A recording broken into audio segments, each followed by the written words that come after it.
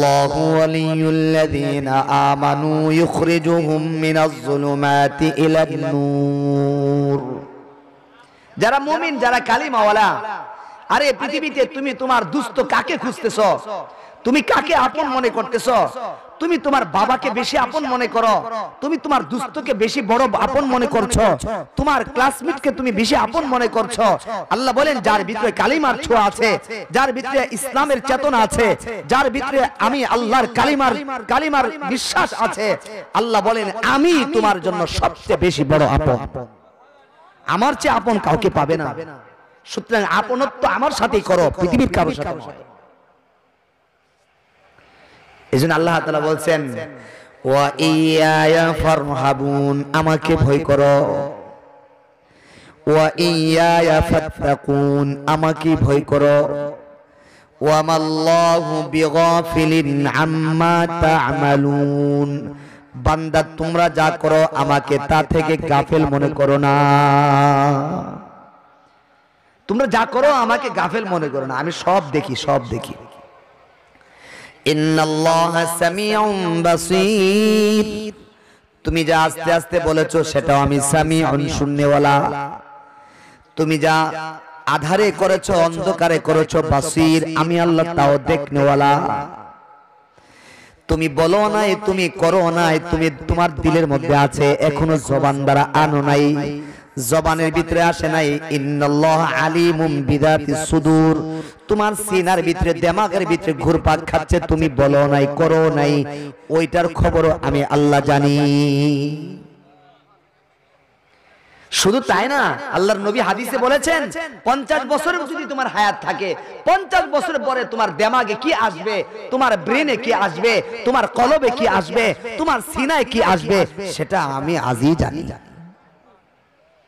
আল্লাহ তাআলা সব জানেন। এক আয়াতে বলেন মা ইয়াকুনু মিন নাজওয়া মিন সালাসাতিন ইল্লা হুয়া রাবিউহুম ওয়ালা খামসাতিন ইল্লা হুয়া সাদিসুহুম ওয়ালা আদনা মিন যালিকা ওয়ালা আকসারা ইল্লা হুয়া মাআহুম আইনামা কানু। তিনজন বসে বসে গল্প করতেছো, তিনজন বসে বসে মা ইয়াকুনু মিন নাজওয়া মিন সালাসাতিন ইল্লা হুয়া রাবিউহুম। আল্লাহ তাআলা বলেন তিনজন বসে বসে এক জায়গায় গল্প করতেছো আর ভাবতেছো কেউ মনে জানে না, কেউ মনে শুনে নাই, গোপনে গোপনে অনেক। মা ইয়াকুনু মিন নাজওয়া সালাসাতিন ইল্লা হুয়া রাবিউহুম, এক জায়গায় বসে তিনজন গল্প করতেছো, কানাকানি কথা বলতেছো, কিছু একটা করবা, সলা পরামর্শ করতেছো আর ভাবতেছো পৃথিবীর কেউ জানে না। আল্লাহ বলেন তোমরা তিনজনকে তিনজন মনে করো না, ইল্লা হুয়া রাবিউহুম, আমি আছি 4 নম্বরে, এটা মনে রাখো।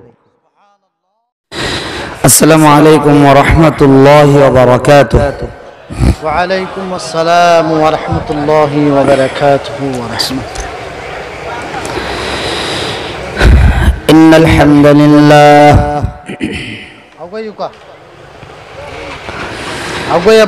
نحمده ونستعينه ونستغفره ونستهديه ونعوذ بالله من شرور أنفسنا وسيئات أعمالنا من يهد الله فهو المهتد ومن يضلل فلن تجد له وليا مرشدا ونشهد أن سيدنا وسندنا وحبيبنا وحبيب ربنا وطبيبنا وطبيب قلوبنا ومولانا محمد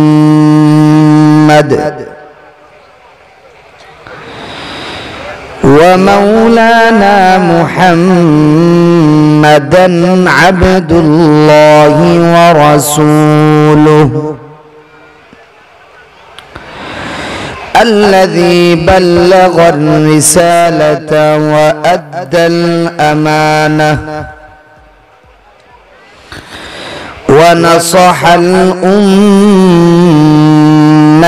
وكشف الغمة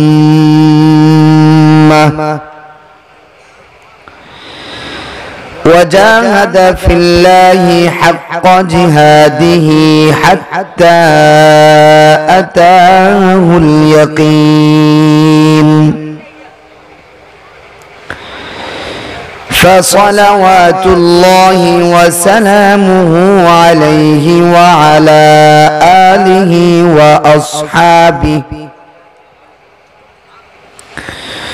وأصحابه ومن تبعهم بإحسان إلى يوم الدين. أما بعد فأعوذ بالله من الشيطان الرجيم. بسم الله الرحمن الرحيم.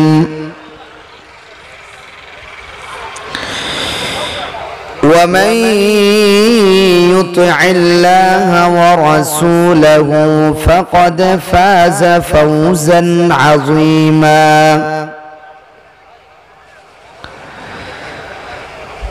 وقال تعالى: قل أطيعوا الله والرسول فإن تولوا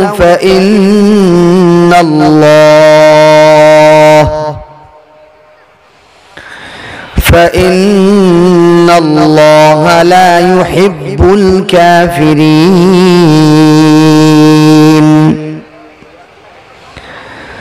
صدق الله مولانا العظيم. সকলে মহব্বতের সাথে দুরূদ শরীফ পড়ি। চাও না একটু বাড়ায় দেন। اللهم صل على محمد وعلى آل محمد كما صليت على إبراهيم وعلى آل إبراهيم إنك حميد مجيد. اللهم بارك على محمد وعلى آل محمد كما باركت على إبراهيم وعلى آل إبراهيم إنك حميد مجيد. بلغ العلا بكماله كشف الدجى بجماله حسنت جميع خصاله صلوا عليه وآله. اللهم صل وسلم وبارك عليه. সিরামুশি আল হুদা ইসলামী যুব সংস্থার উদ্যোগে 11তম বার্ষিক উপলক্ষে আজকের এই তাফসীরুল কোরআন মাহফিলের সম্মানিত সভাপতি, সিরামুশি জামে মসজিদের সম্মানিত ইমাম ও খতিব, প্রখ্যাত আলেমে দ্বীন হযরতুল আল্লামা হযরত মাওলানা নিজামউদ্দিন নাজিম সাহেব,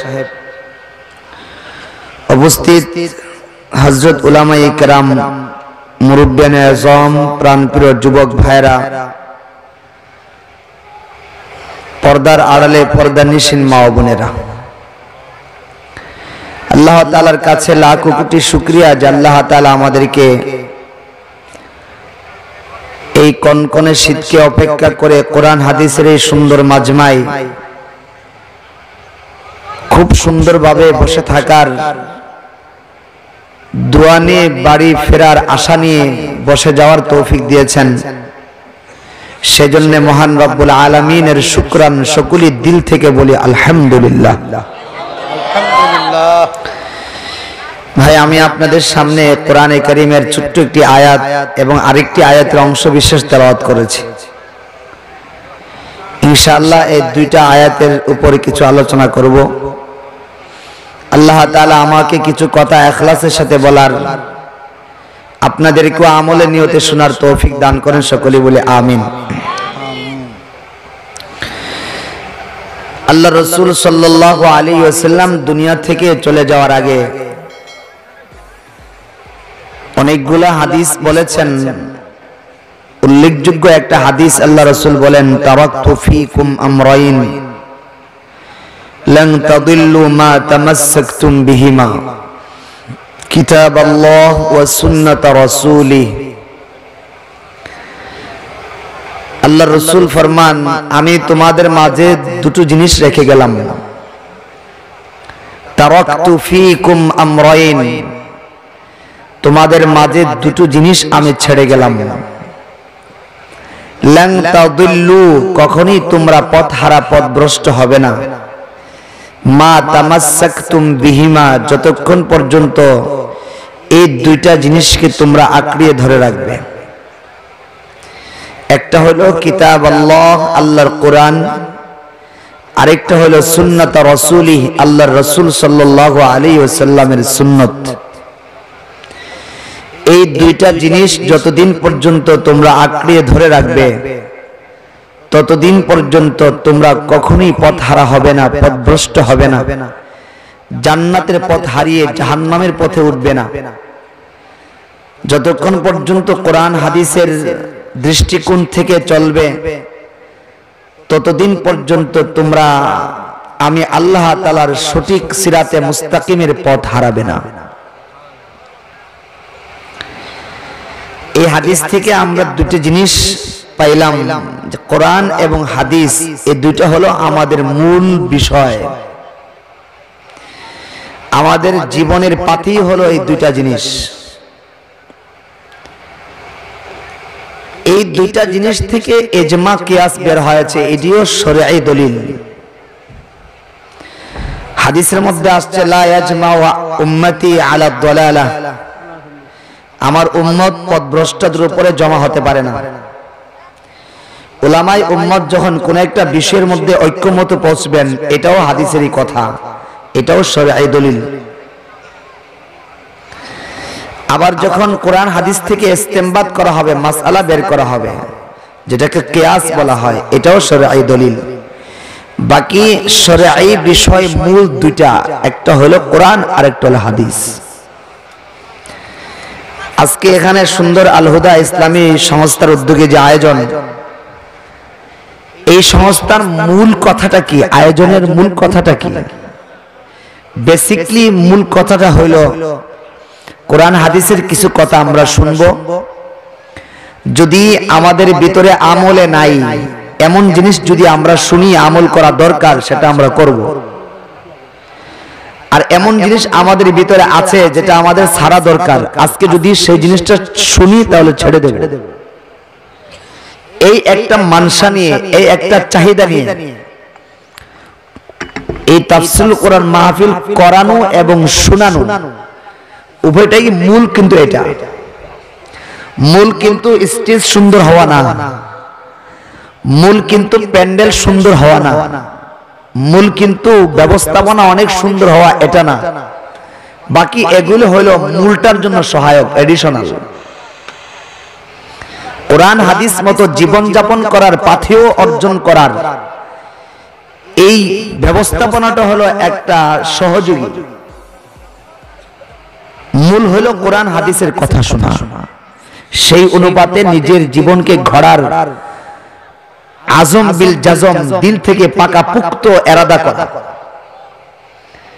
আমরা কি এই এরাদাটা করতে পারি? যদি এমন কোন আলোচনায় আসে, আল্লাহ তাআলা যদি নিয়ে আসেন যে আমাদের আমল করা প্রয়োজন, করব, কি বলেন? ইনশাআল্লাহ নিয়ত করতে পারি না? আমার আগে যিনি আলোচনা করেছেন অত্যন্ত সুমধুর কণ্ঠে অনেক সুন্দর কোরআন তেলাওয়াত করেছেন, আপনাদেরকে সুন্দর সুন্দর আলোচনা শুনিয়েছেন। ওনার পূর্ব হয়তো অনেকে আলোচনা করেছেন, সকলের আলোচনার মূল কথা কিন্তু এটাই, আমার আপনার জিন্দেগি কোরআন হাদিস মতো বানানো। সারা রাত্র যদি ওয়াজ করা হয়, শোনানো হয়, শুনেন, আপনারা ব্যবস্থাপনা করেন, মানুষের জন্য ব্যবস্থা করেন, যদি আমলে না আসে তাহলে কিন্তু আমাদের মাকসাদ থেকে আমরা সরে গেলাম। আমল সে জিंदगी बनती है জান্নাত भी জাহান্নাম भी। আমলের দ্বারাই জান্নাত হয়, আমলের দ্বারাই জাহান্নামীও হয়। ভাই, এটার দ্বারা আমাদের জীবন কিভাবে আখিরাত মুখী হবে, জান্নাত মুখী হবে, আল্লাহ মুখী হবে, এর একটা প্রত্যয় গ্রহণ করা। পারবো তো ইনশাআল্লাহ? সকলে পারবো না ইনশাআল্লাহ? ফজর নামাজ আমরা কে কে পড়বো ইনশাআল্লাহ একটু নিয়ত করি তো দেখি। সবাই সবাই নিয়ত করেন, নিয়ত করেন। মাশাআল্লাহ, আল্লাহ তাআলা কবুল করেন, সকলে বলে আমিন। তো ভাই, কোরআন এবং হাদিসের ইত্তিবা করা, এটা আমার আপনার জীবনের সবচেয়ে বড় দিক, সবচেয়ে বড় বিষয়। মুসলমান হিসাবে আল্লাহ তাআলা দুনিয়াতে পাঠিয়েছেন, অনেক বড় শুকরিয়ার কথা। মুসলমানিত্ব কতটুকু টিকে আছে এটা হলো দেখার বিষয়। আমার মূল কথা দুইটা জিনিসের উপর থাকবে, একটা হলো আল্লাহ তাআলার কোরআনের অনুসরণ, রাসূলের হাদিসের ইত্তেবা করা, অনুসরণ করা। কোরআনের অনুসরণ কার কাছে কতটুকু, হাদিসের অনুসরণ কার কাছে কতটুকু? যার কাছে আল্লাহ এবং রাসূলের মহব্বত আছে যতটুকু। কোরআনের আহকামগুলি, হুকুম আহকামগুলি কে ভালোভাবে মানে? আল্লাহর কোরআনের বিধান, নামাজ পড়ো, রোজা রাখো, হজ করো, যাকাত দাও, কুরবানির সময় কুরবানি করো, সদকা করো, পর্দা অবস্থায় চলাফেরা করো, সুদ ঘুষ থেকে বাঁচো, হারাম মাল ইনকাম করা থেকে বাঁচো, পরের হক নষ্ট করা থেকে বাঁচো। এগুলি কে জানে না? সবাই জানে। নামাজ পড়তে হবে, এখানে কে জানে না বলেন? সবাই কি নামাজ পড়ে? বলেন, সবাই নামাজ পড়ে। সুদ যে হারাম, এটা কত পার্সেন্ট লোক জানে না? যারা সুদ খায় ওই লোকগুলির মধ্যে কত পার্সেন্ট লোক জানে না সুদ যে হারাম? তারপরে তো খাচ্ছে। ঘুষ যে হারাম, ঘুষ যে নেওয়া যায় না,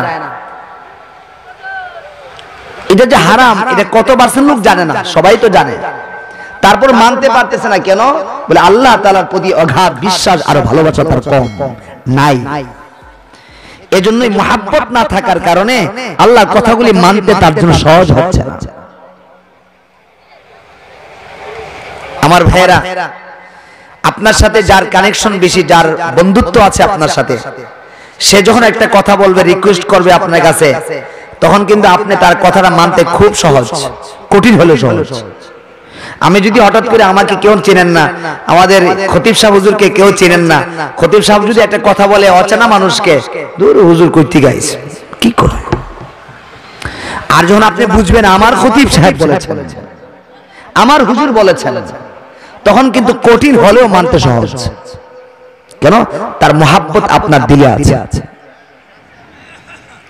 তার ভালোবাসা আছে আপনার দিলে, তাই তিনি যে কথাটা বলেছেন আপনার জন্য মানা সহজ হয়ে গেছে।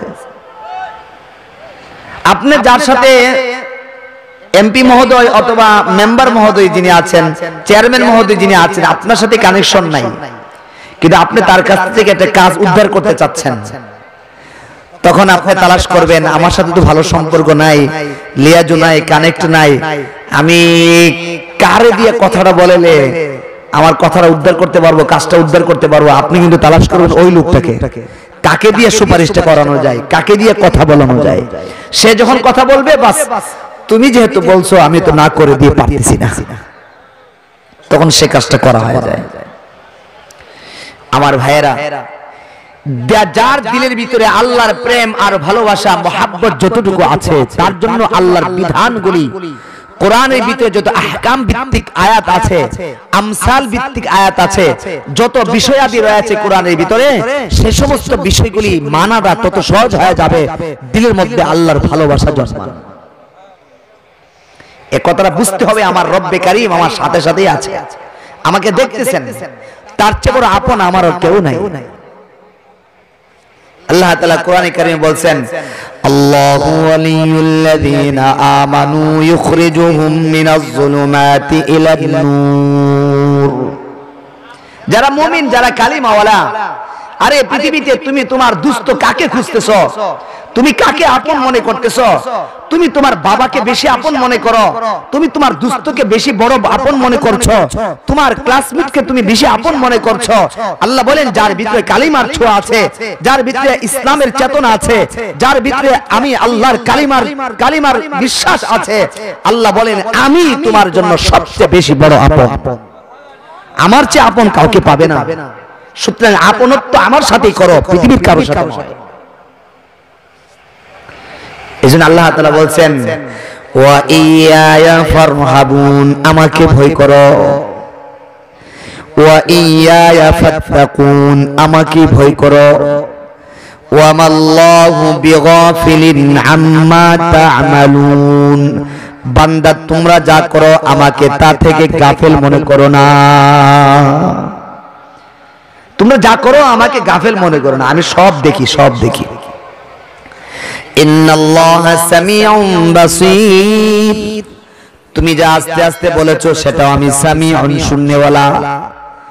তুমি যা আধারে করেছো, অন্ধকারে করেছো, বাসীর, আমি আল্লাহ তাও দেখনেওয়ালা।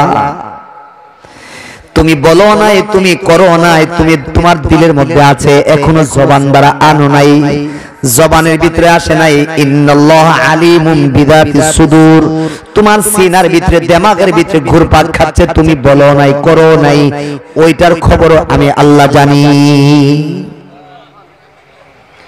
শুধু তাই না, আল্লাহর নবী হাদিসে বলেছেন 50 বছরেও যদি তোমার হায়াত থাকে, 50 বছর পরে তোমার দিমাগে কি আসবে, তোমার ব্রেনে কি আসবে, তোমার কলবে কি আসবে, তোমার সিনায় কি আসবে, সেটা আমি আজই জানি। আল্লাহ তাআলা সব জানেন। এক আয়াতে বলেন মা ইয়াকুনু মিন নাজওয়া মিন সালাসাতিন ইল্লা হুয়া রাবিউহুম ওয়ালা খামসাতিন ইল্লা হুয়া সাদিসুহুম ওয়ালা আদনা মিন যালিকা ওয়ালা আকসারা ইল্লা হুয়া মাআহুম আইনামা কানু। তিনজন বসে বসে গল্প করতেছো, তিনজন বসে বসে মা ইয়াকুনু মিন নাজওয়া মিন সালাসাতিন ইল্লা হুয়া রাবিউহুম। আল্লাহ তাআলা বলেন তিনজন বসে বসে এক জায়গায় গল্প করতেছো আর ভাবতেছো কেউ মনে জানে না, কেউ মনে শুনে নাই, গোপনে গোপনে অনেক। মা ইয়াকুনু মিন নাজওয়া সালাসাতিন ইল্লা হুয়া রাবিউহুম, এক জায়গায় বসে তিনজন গল্প করতেছো, কানাকানি কথা বলতেছো, কিছু একটা করবা, সলা পরামর্শ করতেছো আর ভাবতেছো পৃথিবীর কেউ জানে না। আল্লাহ বলেন তোমরা তিনজনকে তিনজন মনে করো না, ইল্লা হুয়া রাবিউহুম, আমি আছি 4 নম্বরে, এটা মনে রাখো। কার কার ঘড়ি বানা কর छोड़ दिया माए हवा में, इधर जा उधर जा लेकिन रस्सी मेरे हाथ में। কাগজ কেটে ঘুড়ি বানিয়ে ছেড়ে দিলাম শূন্য আকাশে, আর তুমি মাথা ঘুরাচ্ছ, নিচে নামবে না, মনে রাখো রশি কিন্তু আমার হাতে আছে। লেকিন রশি মেরে হাত মে, রশি আমার হাতে আছে। আশা লাগবে আমার খেলার নিশা যখন শেষ হবে, বন্ধু বান্ধবরা চলে যাবে, অথবা সন্ধ্যা ঘনিয়ে আসবে, অথবা আব্বা আম্মা ডাক দেবে, তোমাকে রশি দিয়ে টেনে, সুতা দিয়ে টেনে নিচে নামিয়ে নিয়ে বাড়ি চলে যাবে। যত নাচানাচি করে নিচে নামতে হবে, যতক্ষণ সুতায় গাঁথা আছে তুমি। আল্লাহ বলেন কুল, হে নবী আপনি বলে দেন তোমাদের পিছনে আমি সুতা লাগায় রাখছি, তোমাদের পিছনে সুতা লাগায় রাখছি। কিসের সুতা? ইয়াতাওয়াফাকুম মালাকুল মাউত, মালাকুল মাউত নামক ফেরেশতার সুতা তোমাদের পিছনে লাগানো আছে। যেই ফেরেশতা ইয়াতাওয়াফাকুম তোমাদেরকে ওফাত দেবে, যেই ফেরেশতা ইয়াতাওয়াফাকুম মালাকুল মাউত যেই মালাকুল মাউত নামক ফেরেশতা তোমাদেরকে অফাত দান করবে, মৃত্যুর কোলে ঢেলে দেবে। আল্লাযী বুকিলা বিকুম, যেই ফেরেশতা তোমাদের সাথে উকিল বানিয়ে দেওয়া হয়েছে, যেই ফেরেশতাকে তোমাদের সঙ্গে লাগিয়ে দেওয়া হয়েছে, এমন ভাবে গিরা দেওয়া হয়েছে, সেই রশি, সেই সুতা, সেই মালাকুল মাউত নামক ফেরেশতার রশি, এটা কখনোই ছিঁড়বে না। আকাশে যে রশি আছে সুতা, এই সুতা ছিঁড়ে যাওয়ার সম্ভাবনা আছে, গুড্ডির সুতা ছিঁড়ে যাওয়ার সম্ভাবনা আছে, কিন্তু আমি আল্লাহ যে সুতা লাগাইছি, আমি আল্লাহ যে মালাকুল মাউত নামক ফেরেশতার রশি তোমার পিছনে লাগাইছি, এটা কখনো ছিঁড়বে না। সুম্মা ইলা, এই কথাটা বলার জন্য বলছিলাম, সুম্মা ইলা রাব্বিকুম তুরজাউন, তোমরা তোমাদের রবের কাছে ফিরে আসতেই হবে, আসতেই হবে। না আসে কোনো তোমার অন্য কোনো পথটা তোমার কাছে নাই, আসতেই হবে। তোমার দুনিয়া থাকার জায়গা না আমার ভাই, আমার ভাই। তো আল্লাহ তাআলার মহব্বত অন্তরে পয়দা করেন, দিলের ভিতরে আল্লাহকে ঢুকান।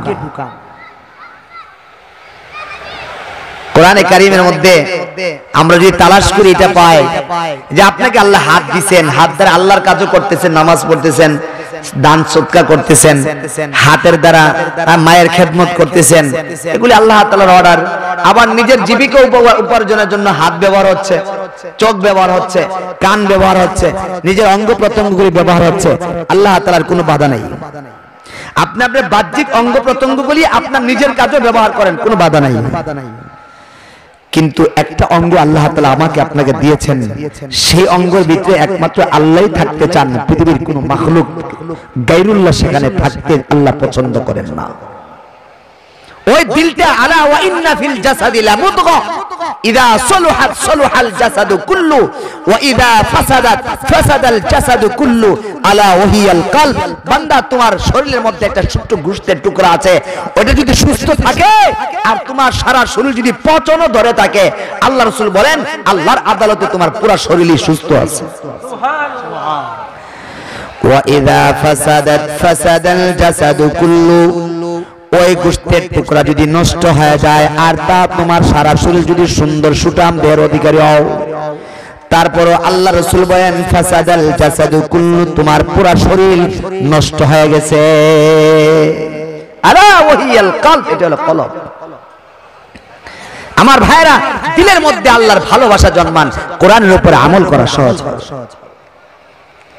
আজকে ভালোবাসা নাই, এই যে নামাজ পড়ে আর তাসবিহ পড়ি, আমরা অনেকে তাসবিহ পড়ে না, সুবহানাল্লাহ সুবহানাল্লাহ তাসবিহ, এই 15 সেকেন্ড 20 সেকেন্ড লাগে না, এক তাসবিহ শেষ হয়ে যায়। সুবহানাল্লাহ সুবহানাল্লাহ সুবহানাল্লাহ সুবহানাল্লাহ সুবহানাল্লাহ সুবহানাল্লাহ। এটা কেন হয়েছে এরকম? মুহাব্বত নাই, আল্লাহর ভালোবাসা, প্রেম নাই।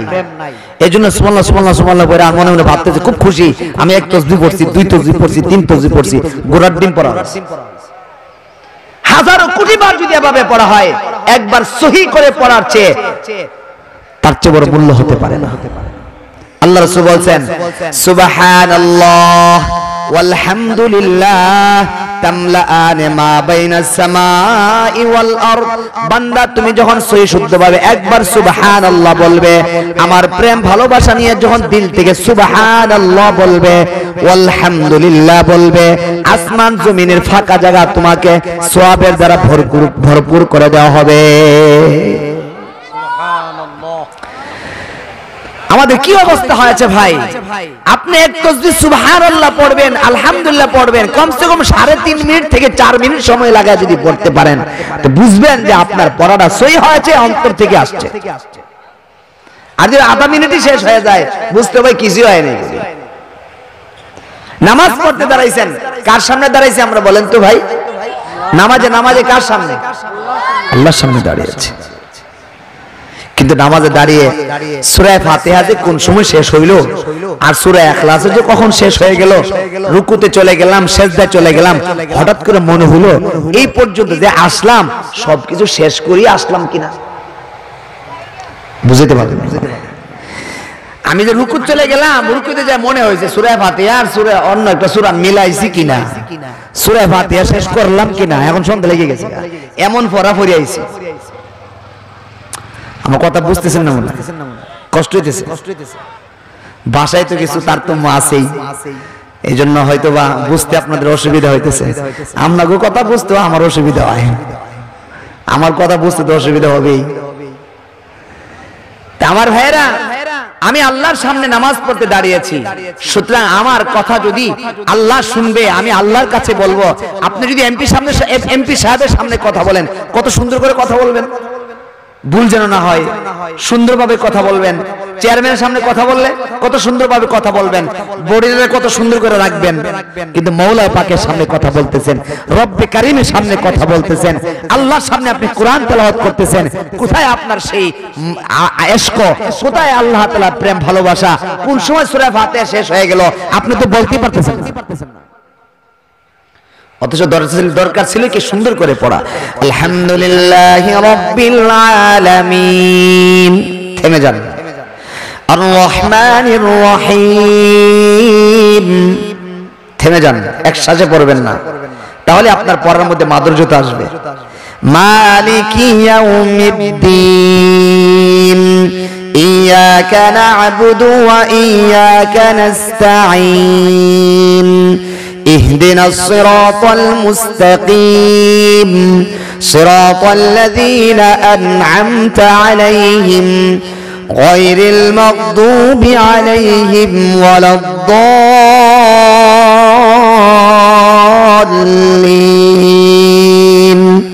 আস্তে আস্তে পড়েন, পড়ার মধ্যে সৌন্দর্য পাবেন। এমন যেন না হয় 4 রাকাত নামাজ শেষ হয়ে গেছে, ঘড়ি তাকায় রইলাম 2 মিনিটও লাগছে না। এটা ভাই নামাজ না। মসজিদে গেলাম, ঘড়ির দিকে তাকাইলাম, দেখলাম যে একটা 28 মিনিট, একটা 28 মিনিট, 28.5 মিনিট হয়েছে।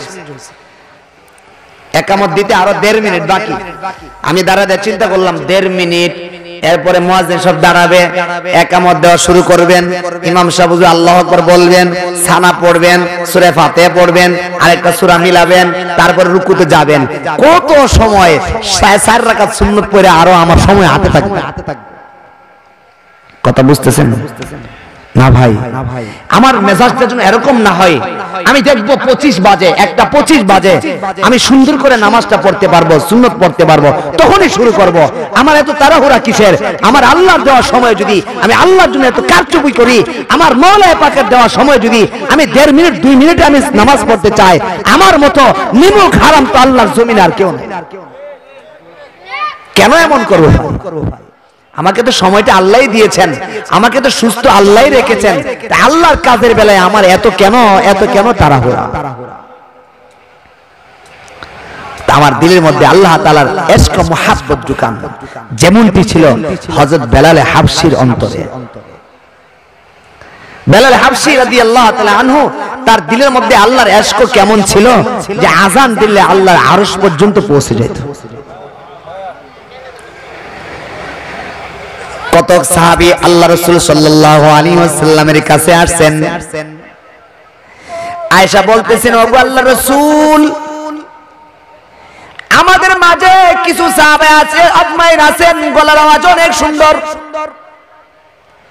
আপনার যদি অনুমতি হয়, আপনি যদি অনুমতি দেন, তাহলে আমরা বেলাল হাবশীর পরিবর্তে অন্য একজন সাহাবী দিয়া আযান দেওয়াবো। আল্লাহর নবী আলাইহিস সালাতু ওয়াসসালাম বললেন, ঠিক আছে, তোমরা একজন বাছাই করো, আজকে তাকে দিয়ে আযান দেওয়াও। আর বেলাল হাবশীকে গিয়া বলল, আমি আমার কথা বলবো, আজকে যেন সে আযান না দেয়। তাই হয়েছে, বেলাল হাবশী আজকে আযান দেয় নাই। সাহাবা আজমাইন গলার আওয়াজ অনেক সুন্দর, এমন একজন সাহাবী দিয়া আযান দেওয়ানো হয়েছে। আযান হয়ে গেছে, নামাজ হয়ে গেছে। আল্লাহর নবী আলাইহিস সালাতু ওয়াসসালাম বসে আছেন। এমন সময় হযরত রাসূল কারীমের কাছে আল্লাহর পক্ষ থেকে জিবরাইল আমিন আসছেন। আয়েশা বলতেছেন, ওগো আল্লাহর রাসূল, মদিনায় কি হয়েছে আজকে? মদিনার মধ্যে আযান কেন হইতেছে না? মদিনায় কি হয়েছে, আযান হইতেছে না কেন? আল্লাহর নবী বলেছেন, ভাই জিবরাইল, তুমি কি বলছো আযান হয় নাই? আযান তো হয়ে গেছে, আযান তো হয়ে গেছে, নামাজ পড়ে ফেলেছি, বিশ্রাম করতেছি। এবার জিবরাইল বলেন, ওগো আল্লাহর হাবিব, যদি আজান হয়ে থাকে নিশ্চয় আপনার সাহাবী বেলাল মনে হয় আজকে মদিনাতে আজান দেয় না। আমার ভাইরা, আল্লাহর নবী আলাইহিস সালাম বললেন, ভাই জিবরাইল, তুমি সঠিক বলেছো, সঠিক বলেছো, আজান বেলাল দেই নাই। তবে আমার প্রশ্ন তোমার কাছে, তুমি কিভাবে জানলে যে আজকে বেলাল আজান দেয় নাই? তুমি কিভাবে জেনেছো? এবার জিবরাইল আলাইহিস সালাম উত্তরে বলেন,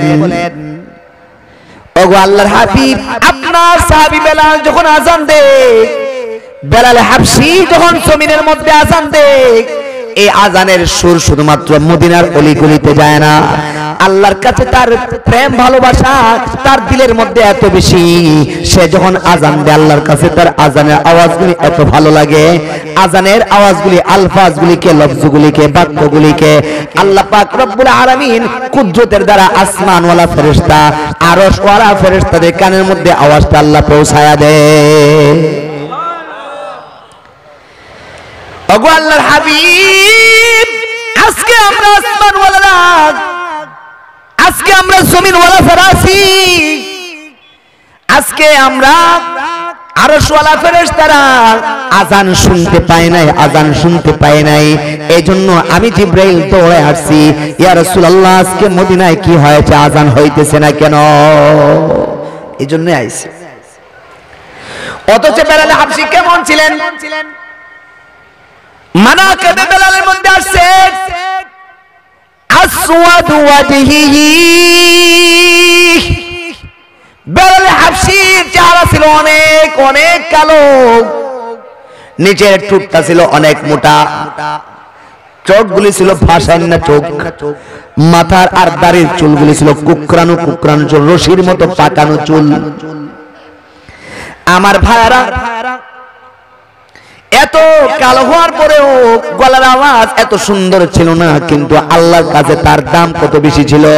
কেন ছিল? চেহারার কারণে বলে না, গলার আওয়াজ সুন্দরের কারণে বলে না, গলার ফ্যাসিলিটি ভালো হওয়ার কারণে, তার বডি স্পেস ভালো থাকার কারণে, আমার ভাইরার জন্য না, তার দিলের মধ্যে আল্লাহর প্রেম ভালোবাসা এত বেশি ছিল, যার কারণে আল্লাহর কাছে তার গলার আওয়াজ পরিবর্তে তার দিলের থেকে আল্লাহর প্রশংসনীয় আলফাজগুলি, বাক্যগুলি আল্লাহর কাছে তার কাছে অনেক প্রিয় মনে হয়েছে।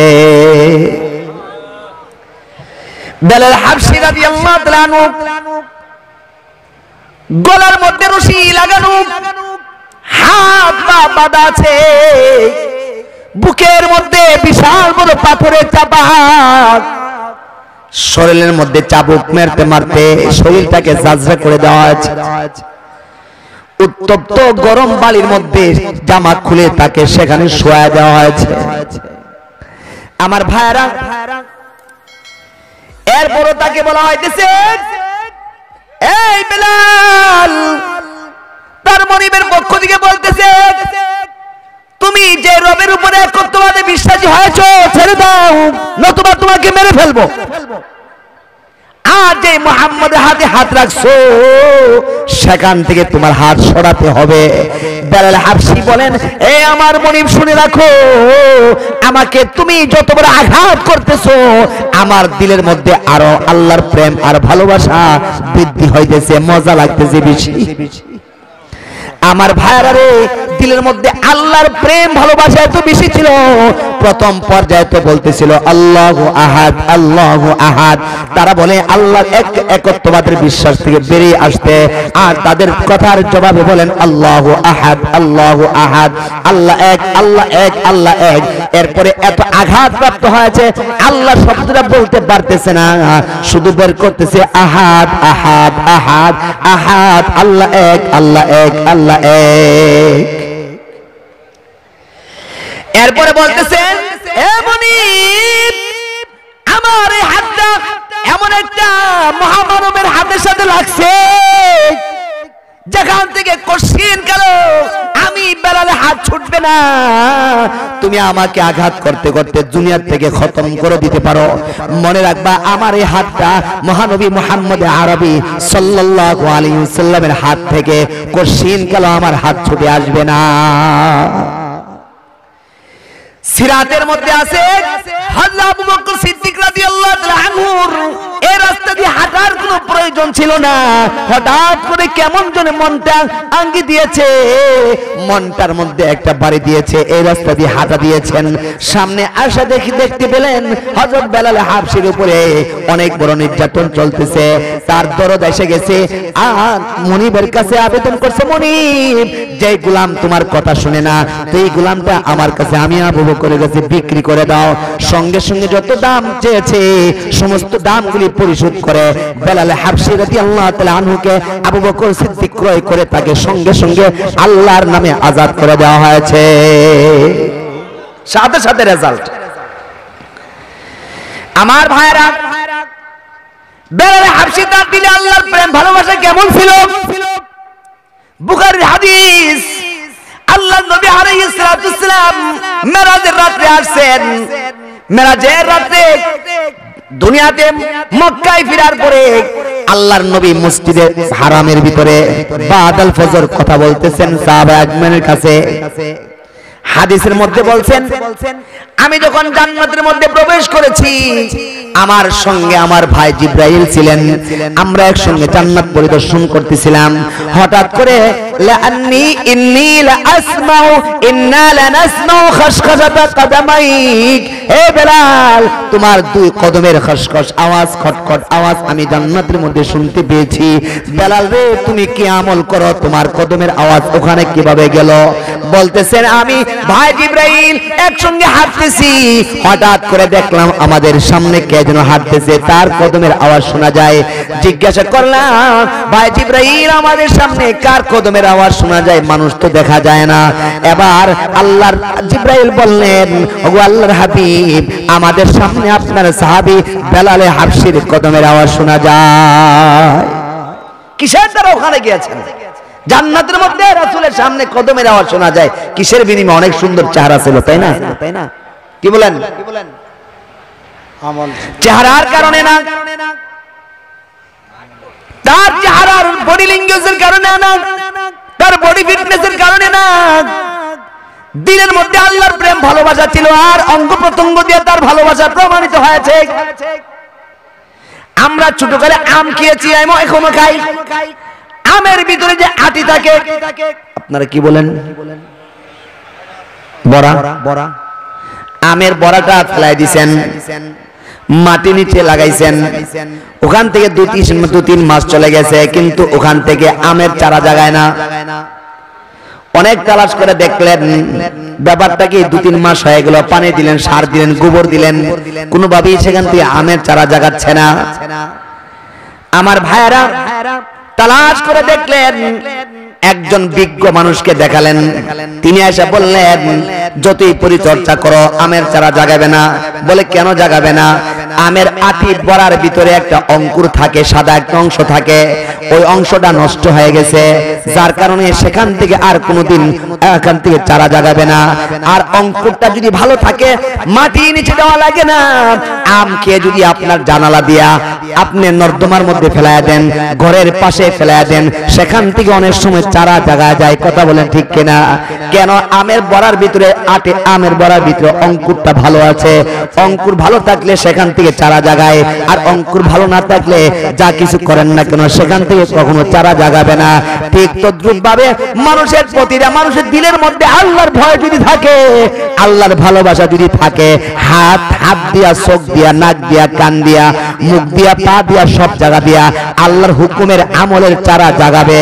যদি ওই জায়গায় আল্লাহর ভয় থাকে, আল্লাহর মহব্বত থাকে, সব জায়গা দিয়ে আপনার আমলের চারা বের হবে।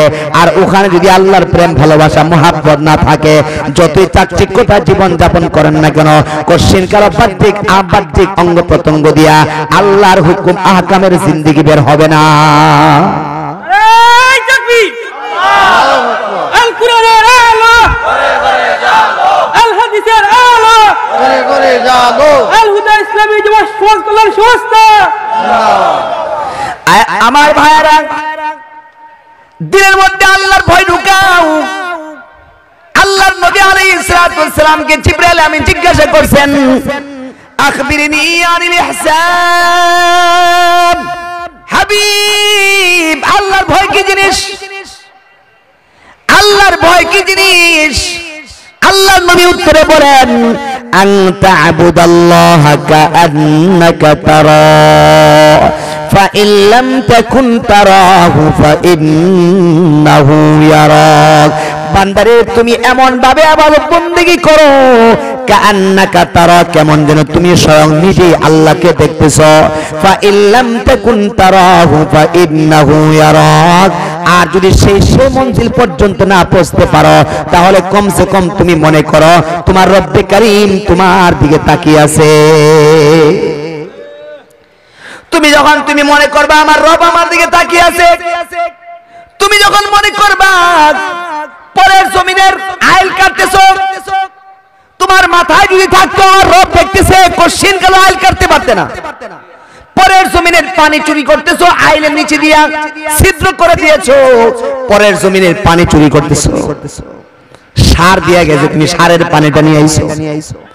যদি মাথায় থাকতো আমার রব্বে কারীম দেখতেছে, কোশ্চিন কালো তোমার এই হাত তারপরে জমিনের পানি চুরির জন্য হাত বাড়তো না।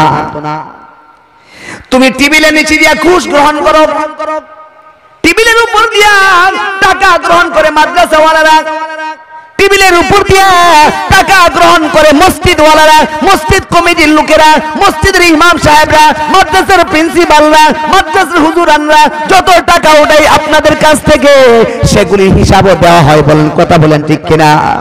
অডিট করানো হয়, হিসাব দেওয়া হয়। টেবিলের উপর দিয়া যত টাকা আসে এই টাকা বেঁচে থাকে, টেবিলের উপর দিয়া যত টাকা আসে এই টাকার অডিট হয়। টেবিলের উপর দিয়া যে চাঁদা করা হয় এই টাকা দেওয়া হিসাব নেওয়া হয়, মসজিদে মুসল্লিদের কাছে হিসাব দেওয়া হয়। আপনার কাজের সময় এত টাকা উঠানো হয়েছে, এত টাকা খরচ হয়েছে। মাহফিল কমিটিরা আপনাদের কাছ থেকে টাকা নেয়, কমিটির কাছে হিসাব দিয়ে কেশিয়া সাহেব হিসাব দিতে বাধ্য। কিন্তু টেবিলের নিচে দিয়ে যে টাকা ইনকাম করা হয় এগুলি বাংলাদেশেও অনেক সময় থাকে না, সুইস ব্যাংকে জমা হয়ে যায়। কথা বলা ঠিক কিনা? আমার ভাইয়েরা, যদি আল্লাহর ভয় থাকতো কোশ্চিন কালো টেবিলের নিচে দিয়ে টাকা গ্রহণ করতো না।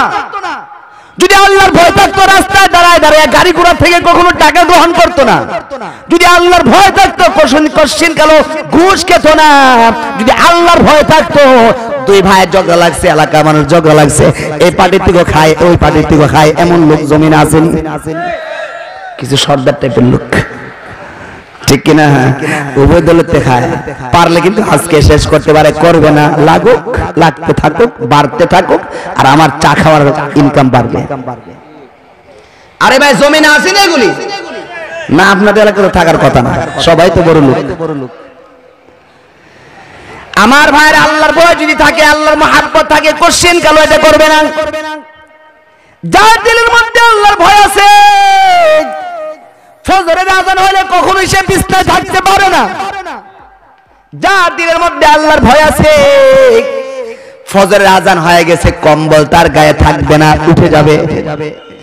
যার দিলে আল্লাহর ভয় আছে, উযু আলাল মাকারে, কষ্ট হলেও উযু করবে, ঠান্ডা পানি ইউজ করে হলো নামাজ আদায় করবে। আল্লাহর ভয় আছে, চিন্তা করবে ঠান্ডা পানি রে, আজকে তুই ঠান্ডা পানি না জানি আগামীকাল আমি কবরে গেলে আমার জন্য কি পরিমাণ পানি অপেক্ষা করতেছে। চিন্তা করে বিছানায় থেকে লাফ দিয়ে উঠে ঠান্ডা পানি গ্রহণ করে উযু করে নামাজ আদায় করবে। যার দিলের মধ্যে আল্লাহর ভয় আছে তার দ্বারা এই সমস্ত কাজগুলি করা একেবারে সহজ হয়ে যাবে। আর যার দিলের মধ্যে আল্লাহর ভয় নাই, কোশ্চিন কালো তার দ্বারা আল্লাহ পাক রব্বুল আলামিনের ভয় না থাকার কারণে কোশ্চিন কালো তার আল্লাহর কাজ করা সহজ হবে না।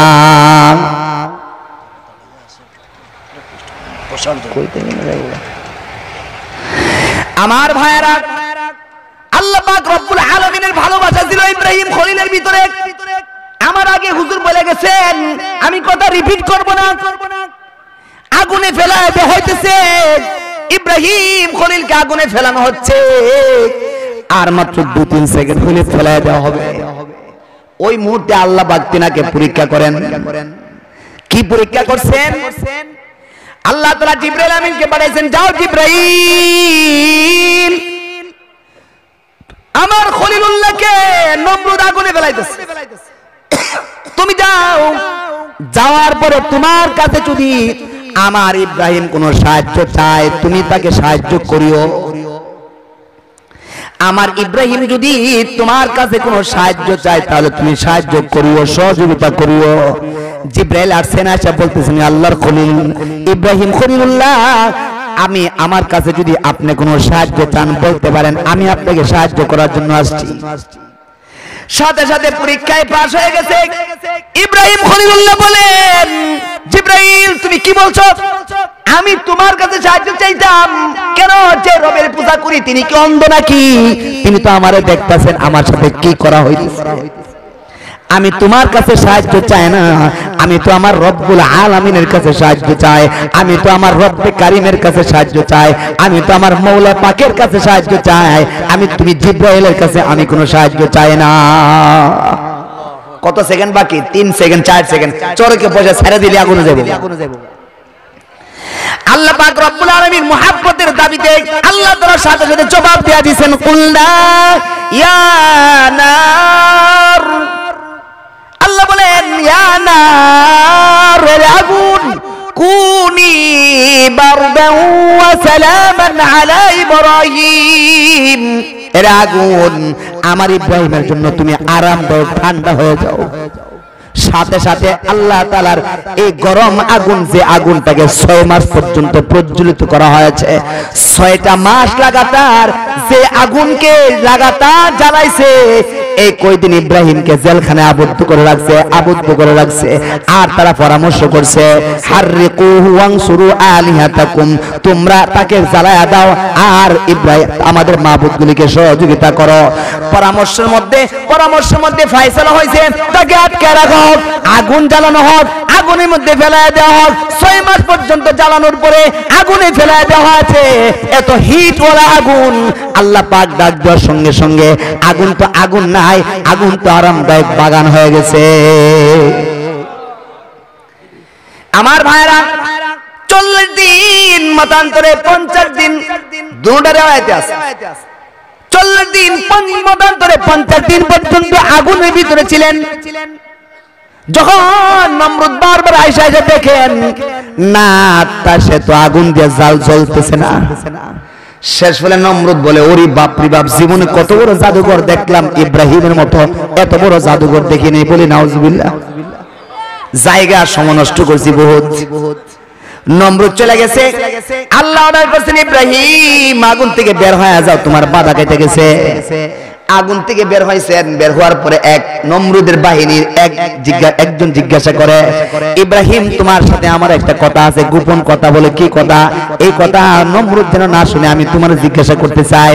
তুমি আগুনের ভিতরে ছিলা, আমাদের বিশ্বাস তুমি জাদুকরের কারণে তোমাকে আগুন স্পর্শ করতে পারে নাই। তবে তোমার কাছে আমার জিজ্ঞাসা হলো, 40 দিন পর্যন্ত আগুনে না জ্বললা, 40 দিন তো আমরা কোনো খাবারও দেই নাই, 40 দিন পর্যন্ত না খায়া ওখানে কিভাবে এতদিন থাকলা? আগুনে না পুরাইলো তো না খাওয়ার জন্য মরে যাওয়ার কথা। 40 দিন কথা বুঝতেছেন নি? আমার ভাইরা আবার ইব্রাহিম বলেন, হুয়া ইউতামুনি ওয়া ইয়াসকিন, এবার শোনো, যে রব্বে কারিমের পূজা আমি করি, সে রব্বে কারিম আমার জন্য আগুনকে বাগান বানাইছেন। আর আগুনের ভিতরে আমি যতদিন ছিলাম, আল্লাহ পাক রব্বুল আলামিন জান্নাতের খাবার আর জান্নাতের পানি আমাকে সরাসরি পান করাইছে, খাওয়াইছেন। এই জন্য দেখো না, আমার শরীর আগে জীর্ণ শীর্ণ আছে, এখন ভাবসাবটা কি মোটা তাজা হয়েছে। আমার ভাইরা, আল্লাহর প্রেম ভালোবাসা অন্তরে ছিল, পরীক্ষায় পাস করছে। আল্লাহ তাআলা আগুনকে ঠান্ডা বানাই দিয়েছেন, আরামদায়ক ঠান্ডা বানাইছেন, ফ্রিজের মতো না। আবার হযরত মুসা আলাইহিস সালাম নদীর পাড়ে গেছেন, নীল দরিয়ার পাশে গেছেন, আল্লাহর কাছে চাইছেন, ওগো আল্লাহ এখন কি করব? সামনে নদী, পিছনে ফেরাউনের বাহিনী। আল্লাহ বলে, আলকি আসা, তুমি তোমার লাঠিকে ফেলায় দাও। লাঠিকে ফেলাই দিয়েছেন। আল্লাহ বলেন ওয়া ইয ফারাকনা বিকুমুল বাহরা ফাআনজাইনাকুম, আমি তোমাদেরকে নাজাত দেওয়ার জন্য দরিয়ার মাঝখানে রাস্তা করে দিয়েছি। ফাআনজাইনাকুম, তোমাদেরকে নাজাত দিয়ে দিয়েছি, তোমাদেরকে বাঁচায়া দিয়েছি। আর ওই বাহিনী আসছে, আসার পরে যখন দেখছে নদীর মাঝখান দিয়ে এত বড় রাস্তা, তারাও নদীর ভিতরে প্রবেশ করছে। আল্লাহ বলেন ফাআগরাকনা আলা ফিরআউন, শুনো বান্দা শুনো, ফাআগরাকনা আলা ফিরআউন, আমি ফেরাউনের বাহিনীকে নিমেষের মধ্যে নিমজ্জিত করে দিয়েছি। আল্লাহ পাক রব্বুল আলামিনের হাতে সবকিছু। আমার ভাইরা, দিলটার মধ্যে আল্লাহর মহব্বত ঢুকান, আল্লাহর কোরআনের বিধান চালু হবে। আল্লাহর কোরআনের বিধান আমার আপনার ভিতরে আমল হবে।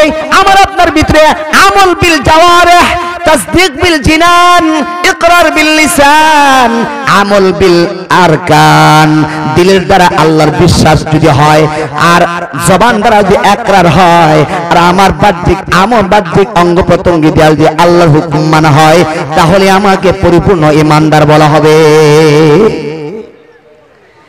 আমার ভাইরা, রব্বে কারীমের মুহাব্বত বলেন তো দেখি, আমাদেরকে আল্লাহ পাক রব্বুল আলামিন এই যে একটা থুতা দিবেন, আমগো দেশে বলে থুতনি, থুতা, চাপ, এটা কি বলেন আপনারা? দাড়ির অংশটা কি বলেন? থুতা, মিলছে, থুতা, থুতনি বা চুয়াল, যে যেটা বলেন। এখানে যে আল্লাহ তাআলা আমাকে দাড়ি দিয়েছেন, এটা কি আমি নিজে উড়াইছি? বলেন বলেন। যার দিলের মধ্যে আল্লাহর মহব্বত আছে, হে চিন্তা করব কি, আমি তো উঠাইছি না, আমার রব দিছে। আমি যারে মহব্বত করি, দিলে আমার দিলে যার ইশক আছে, সে আমার দিছে, আমি কেমনে কাটবো? কাটতো না। কথা বলেন না, ঠিক কিনা? মানে মনে কষ্ট নিয়েন না, আপনাকে লজ্জা দেওয়ার জন্য আমি বলতেছি না। যদি আমার দিলের মধ্যে 100% মহব্বত থাকতো, ভালোবাসা থাকতো, আল্লাহর ভালোবাসা থাকতো, কোশ্চিন কালো আমার এই চুলগুলি কাটা হতো না। ঠিক কিনা? আমার আম্মা, আমার স্ত্রী, আমার বা মহিলা জগতের মানুষ যারা আছে, এই থুতনি থুতা তাদের নাই, থুতাটা তাদের নাই। ওখানে চুল আসেনি, ওখানে দেই নাই কে? বলেন বলেন, ওখানে দেই নাই কে? আর আমাকে দিবেন কে? আল্লাহ। আমাকে দিলে সুন্দর লাগবে তাই দিয়েছেন, আর ওনাকে দিলে সুন্দর লাগবে না তাই দেন নাই। আল্লাহর হুকুমে চলে। এই থুতা আমারও আছে, আমার বউ স্ত্রীরও আছে, আপনার আছেন, আপনার মায়েরও আছে, স্ত্রীরও আছে, কিন্তু ওখানে তো এই চুলগুলি নাই, দাড়ির চুলগুলি নাই। আমার আপনাকে দিয়েছেন, যদি ভালোবাসা থাকতো, 5টা চুলও যদি উঠতো, তারপর দিলের মধ্যে আসতো, আমার রব আমাকে 5টা চুল দিছে, আমি এটা কাটবো না। আমার রব্বে কারীম আমাকে খুশি হয়ে দিয়েছেন, যতটুকু দিয়েছেন, আমি এটা কাটবো না। আর যখন মহব্বত কম, দিলে মহব্বত কম আছে, তাহলে আমার আপনার এগুলি কাটা সম্ভব হয়ে যায়। আমার ভাইয়ের কথার মূল কথা আবার যাইতেছি, তারাকতু ফীকুম আমরাইন, কিতাবাল্লাহ ওয়া সুন্নাত রাসূলিহি। আল্লাহ রাসূল বলেন, তোমাদের মাঝে 2টা বস্তু রেখে গেলাম, একটা হলো আমার আল্লাহর কোরআন, আরেকটা হলো আমার সুন্নাত। এই 2টা জিনিসের আমল যারা করবে, তারা কখনোই পথভ্রষ্ট হবে না। এই আমলটা কার ভিতরে কতটুকু আসবে? আল্লাহর প্রেম ভালোবাসা যতটুকু আছে, আমার আপনার ভিতরে তত পরিমাণ আল্লাহর কোরআনের উপর আমল হবে। এইজন্য আমার ভাইয়েরা, আল্লাহ পাক কোরআনে কারীম বলেন, কুল আতিউল্লাহ, আল্লাহর ইতাআত করো, আল্লাহর ইতাআত করো। ওয়া মান ইউতি'আল্লাহা ওয়া রাসূলাহু, যে ব্যক্তি আল্লাহর আনুগত্য করলো, রাসূলের আনুগত্য করলো, ফাকাদ ফাযা ফাওজান আযীমা, সে হলো দুনিয়ার মধ্যে সবচেয়ে বড় কামিয়াবি হয়েছে। 2 নাম্বার হলো সুন্নাত রাসূলিহি। আল্লাহ নবী আলাইহিস সালাম বলেন, ওয়া সুন্নাত রাসূলিহি, আমি নবীর সুন্নাতের অনুসরণ করো, আমি নবীর সুন্নাতের আমল করো, পথভ্রষ্ট হবে না। আমার ভাইরা, আল্লাহ নবীর সুন্নাতকে কতটুকু আমল করতে পারেন? বলে যার ভিতরে আল্লাহর মহব্বত, আল্লাহ রাসূলের মহব্বত যত বেশি আছে, সারা পৃথিবীর সমস্ত মাখলুক থেকে যদি আমার আপনার দিলের মধ্যে আল্লাহর নবীর ভালোবাসা বেশি থাকে, সত্যিকার অর্থে তখনই আমার দ্বারা, আপনার দ্বারা রাসূলের সুন্নাতের উপরে আমল সবচেয়ে বেশি হবে। এজন্য আল্লাহ রাসূল আমাদেরকে মাফ করে দিয়েছেন। আল্লাহ নবী বলেছেন, লা ইউমিনু আহাদুকুম হাত্তা আকুনা আহাব্বা ইলাইহি মিন ওয়ালিদিহি ওয়া ওয়ালাদিহি ওয়ান নাসি আজমাইন। আমার ভাইরা রে, আল্লাহর নবী বলছেন তোমরা পরিপূর্ণ ঈমানদার হতে পারবে না যতক্ষণ পর্যন্ত তোমাদের দিলের মধ্যে তোমাদের কাছে আমি মুহাম্মাদুর রাসূলুল্লাহ সাল্লাল্লাহু আলাইহি ওয়াসাল্লাম সবচেয়ে বেশি মহব্বতের পাত্র না হব। সারা দুনিয়ার সমস্ত মানুষ থেকে, এমনকি তোমার মা বাবা থেকে, এমনকি তোমার বিবি বাল বাচ্চা থেকে, সমস্ত কিছু থেকে যতক্ষণ পর্যন্ত আমাকে বেশি মহব্বত না করবা ততক্ষণ পর্যন্ত তুমি পরিপূর্ণ ঈমানদার হতে পারবে না। আল্লাহ নবীর মহব্বত পৃথিবীর সবকিছু থেকে হতে হবে, আর তার চেয়ে বেশি হতে হবে আল্লাহ রাসূল আল্লাহ তাআলা। আমার ভাইরা, সারা জগতের সমস্ত কিছুকে যে পরিমাণ ভালোবাসেন তার চেয়ে বেশি ভালোবাসতে হবে আল্লাহ রাসূলকে। নিজের জান থেকে, নিজের মাল থেকে সবচেয়ে বেশি মহব্বত করবেন আল্লাহ রাসূলের জন্য। যদি আমার আপনার মনের ভিতরে, দিলের ভিতরে আল্লাহ নবীর ভালোবাসা থাকে, সারা বিশ্বের যে কোনো জায়গায় রাসূলের তরিকার উল্টা কোন হবে, দিলের মধ্যে ধাউ ধাউ করে আগুন জ্বলবে, দিলের মধ্যে ব্যথা লাগবে, দিলের মধ্যে অনেক পেরেশানি আসবে। হায় হায়, আমার নবীরে এমন কালিমা লেপন করা হয়েছে। যদি আল্লাহর মহব্বত, রাসূলের মহব্বত দিলে থাকে, আল্লাহ নবীর মহব্বত দিলের মধ্যে থাকে, পৃথিবীর যে কোনো প্রান্তে, আমেরিকা হোক, লন্ডনে হোক, ফ্রান্সে হোক, যেখানে হোক না কেন, নবীর উপরে যদি ব্যঙ্গচিত্র করা হয়, আল্লাহ নবীর আদর্শের উপর যদি কালিমা লেপন করা হয়, আল্লাহ নবীর সর্বশ্রেষ্ঠ নবী, শেষ নবী, এই কথার উপর যদি কেউ কালিমা লেপন করতে চায়, আপনি যদিও সিরামসি বসে থাকেন, আপনার দিলের মধ্যে আল্লাহ নবীর মহব্বত সবচেয়ে বেশি থাকার কারণে কঠিন কালেও আপনি এখানে মহব্বত থাকবে না, শুধুমাত্র এই জায়গায় থাকবে না, সারা বিশ্বের যে কোনো জায়গায় আল্লাহ রাসূলের উপরে আঘাত আসলে মহব্বত সেখানেও যাবে, মহব্বত সেই জায়গায় যাইয়া আপনার দিলের মধ্যে ব্যথা অনুভব হবে। সবচেয়ে বড় ব্যথা অনুভব হবে আমেরিকার মধ্যে যদি রাসূলের আদর্শের উপরে কালিমা লেপন করা হয়। এখানে বসে থেকেও আপনার আমি স্থির থাকতে পারবো না, দিলটা ছটফট ছটফট করে রাসূলের প্রেম আর ভালোবাসা, আমার আপনার প্রেম ভালোবাসা ফুটে উঠবে। আর যদি আমার আপনার মহব্বত না থাকে, দিলের মধ্যে আল্লাহর নবীর ভালোবাসা নাই, দিলের মধ্যে আল্লাহর নবীর ভালোবাসা নাই, আপনার ঘরের পাশের মানুষ, আপনার বাবা যদি রাসূলের বিরুদ্ধে কথা বলে আপনি কিছু বলতে পারবেন না, দিলের মধ্যে রাসূলের মহব্বত নাই। আমার ভাইরা, পার্শ্ববর্তী আশেপাশে কেউ যদি রাসূলের বিরুদ্ধে কথা বলে আপনি কথা বলতে পারবেন না, ভালো লাগবে না। ও যারা মন চাইরা করো, গণতান্ত্রিক দেশ, অসুবিধা কি? এবং রাসূলের বিরুদ্ধে যারা কথা বলবে তার বিরুদ্ধে যদি কেউ অ্যাকশনমূলক যায়, কোনো প্রতিবাদ করে, তাকেও আপনার কাছে ভালো লাগবে না, বলবেন হুজুরের খায়া খালি কাম নাই। কথা বুঝেননি? আপনার দিলে যদি রাসূলের মহব্বত না থাকে, কেউ প্রতিবাদ করলেও আপনার কাছে ভালো লাগবে না।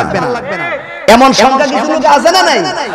আল্লাহ নবীর মহব্বতের কথা বলবেন, রাসূলের আদর্শের কথা বলবেন, কিছু লোক আয়সা এই দেশে হইছে, ওই দেশে রাসূলের বিরুদ্ধে কি হইছে না হইছে, আমাদের দেশের লোকই করে কি কথা বলে, এমন লোক আছে না? বুঝতে হবে তোমার দিলের মধ্যে আল্লাহ রাসূলের মহব্বত 0 পয়েন্টে আছে। যদি রাসূলের ভালোবাসা থাকতো, তুমি কেন যে প্রতিবাদ করেছে তাকেও তুমি ভালোবাসতা, আর বলতে আমি তো পারতেছি না, তোমরা তো পেরেছো, রাসূলের বিরুদ্ধে অবস্থান নিয়েছে, তোমরা তার প্রতিবাদ করে যাও, আমরা তোমাদের পিছনে আছি। এক কথা তুমি বলছো, তোমার দিল দিয়ে কথা আসতো, যখন দেখবা তোমার দিলের মধ্যে ব্যথা লাগে না, রাসূলের অপমানে তোমার দিলে কষ্ট লাগে না, তুমি নিজেই ক্যালকুলেশন করে বের করে নিও তোমার রাসূলের মহব্বত তোমার দিলের মধ্যে নাই। আমার ভাইরা, আল্লাহ রাসূল সাল্লাল্লাহু আলাইহি ওয়াসাল্লামের মহব্বত করছেন সাহাবায়ে আজমাইন, তাদের দিলের মধ্যে আল্লাহ রাসূলের মহব্বত ছিল। কেমন ছিল ভাইরা আমার? সাহাবী গোশত খাইতেছেন, একটা সাহাবী, একজন সাহাবী একটা গোশত খাইতেছেন, অর্ধেকটা হাতের অর্ধেকটা মুখে।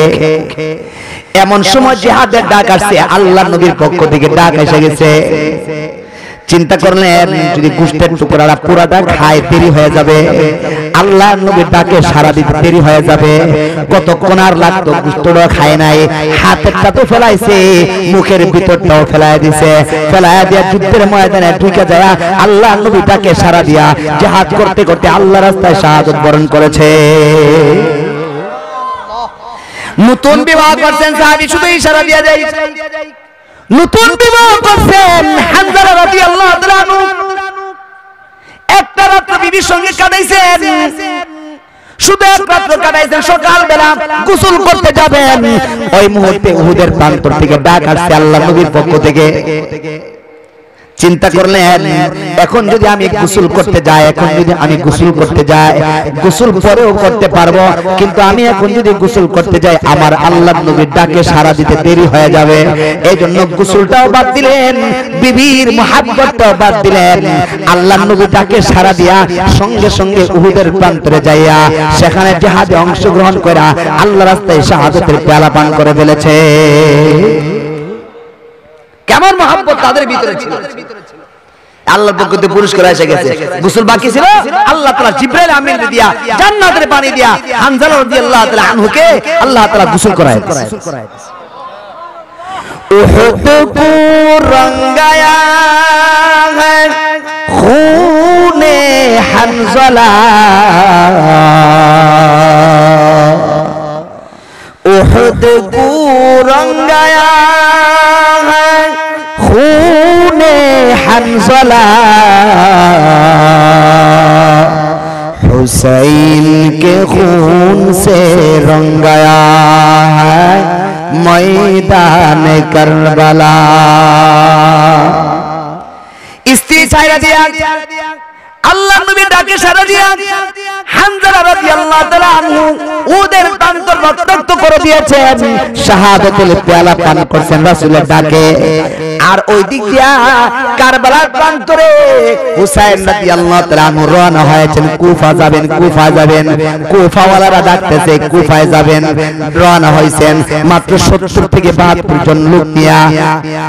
আমার ভাইরা কারবালার প্রান্তরে গিয়ে শামার নামক লোকের আঘাতে এবং ইয়াজিদ বাহিনীর আঘাতে হযরত হুসাইন রাদিয়াল্লাহু তাআলা আনহু শাহাদাত বরণ করেছেন নির্মমভাবে। আমার ভাইরা হুসাইন রাদিয়াল্লাহু তাআলা আনহু শাহাদাত বরণ করার আগের দিন সাহাবাদের পক্ষ থেকে, কতজনের পক্ষ থেকে বলা হয়েছে ফিরে যান, কিন্তু আল্লাহর নবীর ভালোবাসা এত বেশি ছিল, হুসাইন রাদিয়াল্লাহু তাআলা আনহু বলতেছেন আমি কিভাবে ফিরে যাবি, বলো তোমরা বলো আমি কিভাবে ফিরে যাব। আমি স্বপ্ন দেখেছি আমার নানাজি আল্লাহ রাসূল সাল্লাল্লাহু আলাইহি ওয়াসাল্লাম আমার জন্য ফুলের মালা নিয়ে অপেক্ষা করতেছে, আমি কিভাবে ফিরে যাব। কুফাওয়ালারা হুসাইন রাদিয়াল্লাহু তাআলা আনহুকে অনেক বড় বিশ্বাসঘাতকতার পরিচয় দিয়েছে। আমরা ছোটকালে গজল কইতাম, মুঝে কুফাওয়ালু মুসাফির না সমঝো, मैं आया नहीं हूँ बुलाया गया हूँ, मुझे कुफवालू मुसाफिर न समझो, मैं आया नहीं हूँ बुलाया गया हूँ। হুসাইন রাদিয়াল্লাহু বলছিলেন, এই কুফাওয়ালারা আমারে তোরা মুসাফির মনে করিস না, মুঝে বুলায়া গায়া হু, আমি এমনিতে আসি নাই, আল্লাহর নবীর পক্ষ থেকে আমাকে আহ্বান করা হয়েছে। আল্লাহর নবী আমার নামাজি কারবালার প্রান্তরে আমি স্বপ্ন দেখেছি আমার জন্য জান্নাতের ফুলের মালা নিয়ে অপেক্ষা করতেছে। আমি রাসূলের মুহাব্বতে এখানে আসছি, তোদের বিশ্বাসঘাতকতা আমি জানি। তাদের দিলের মধ্যে আল্লাহ রাসূলের মুহাব্বত কেমন ছিল।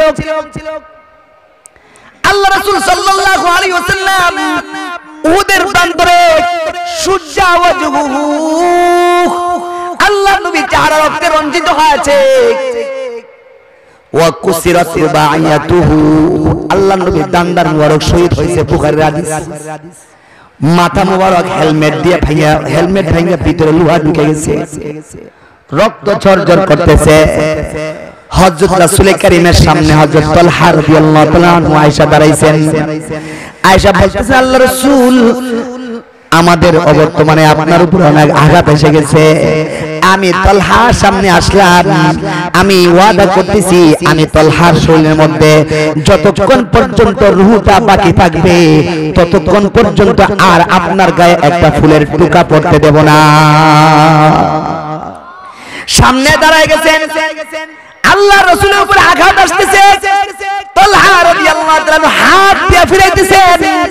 হাদিসের মধ্যে আছে ফি ইয়াদিহি লিয়ুমনা 28 জুরহা, এই একটা হাতের মধ্যে 28টা আঘাত পড়ছে, 28টা আঘাত, 28টা আঘাত খায় হযরত রাসূল কারীমের সামনে তালহা দাঁড়ায় রইছেন।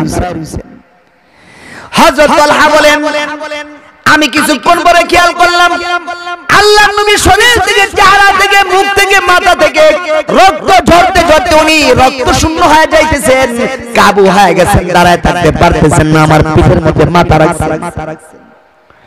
আমি বললাম ওগো আল্লাহর রাসূল আমাদের পিছনে উহুদের পাহাড়ের নিচে একটা গর্ত আছে, গুহা আছে, ওই গুহার ভিতরে আপনি যে আশ্রয় নেন ওখানে আপনি শুয়ে থাকেন, গিয়ে হযরত ফাতেমা আছেন সেখানে সেবা যত্ন করবে।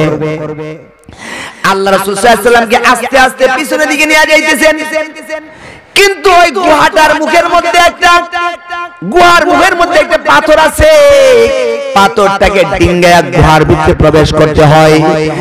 এই গুহাটার সামনে থাকা পাথরটাকে ডিঙ্গায়া আল্লাহর নবী যাইতে পারতেছেন না, এত কাবু হয়ে গেছেন। এবার তালহা বললেন ও ভাই আবু দুজানা তুমি আমার সামনে আয়সা দাঁড়াও, আমি আল্লাহর নবীকে ওই পাথরটা ডিঙ্গায়া ওই গুহার ভিতরে প্রবেশ করায় দিতেছি।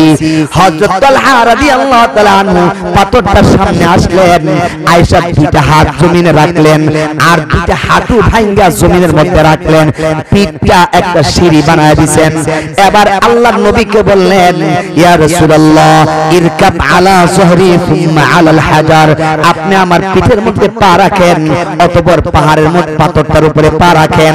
আল্লাহর নবী হযরত তালহা রাদিয়াল্লাহু তাআলা আনহুর পিঠে পা রাখলেন এবং ওই পাথর উপরে পা রাখলেন। এমত অবস্থায় আল্লাহর পক্ষ থেকে ওহী আসছেন, ওহী আসার পরে আল্লাহর নবী চিৎকার দিয়ে বলতেছেন আউ জাবালি তালহা, আউ জাবালি তালহা, আউ জাবালি তালহা।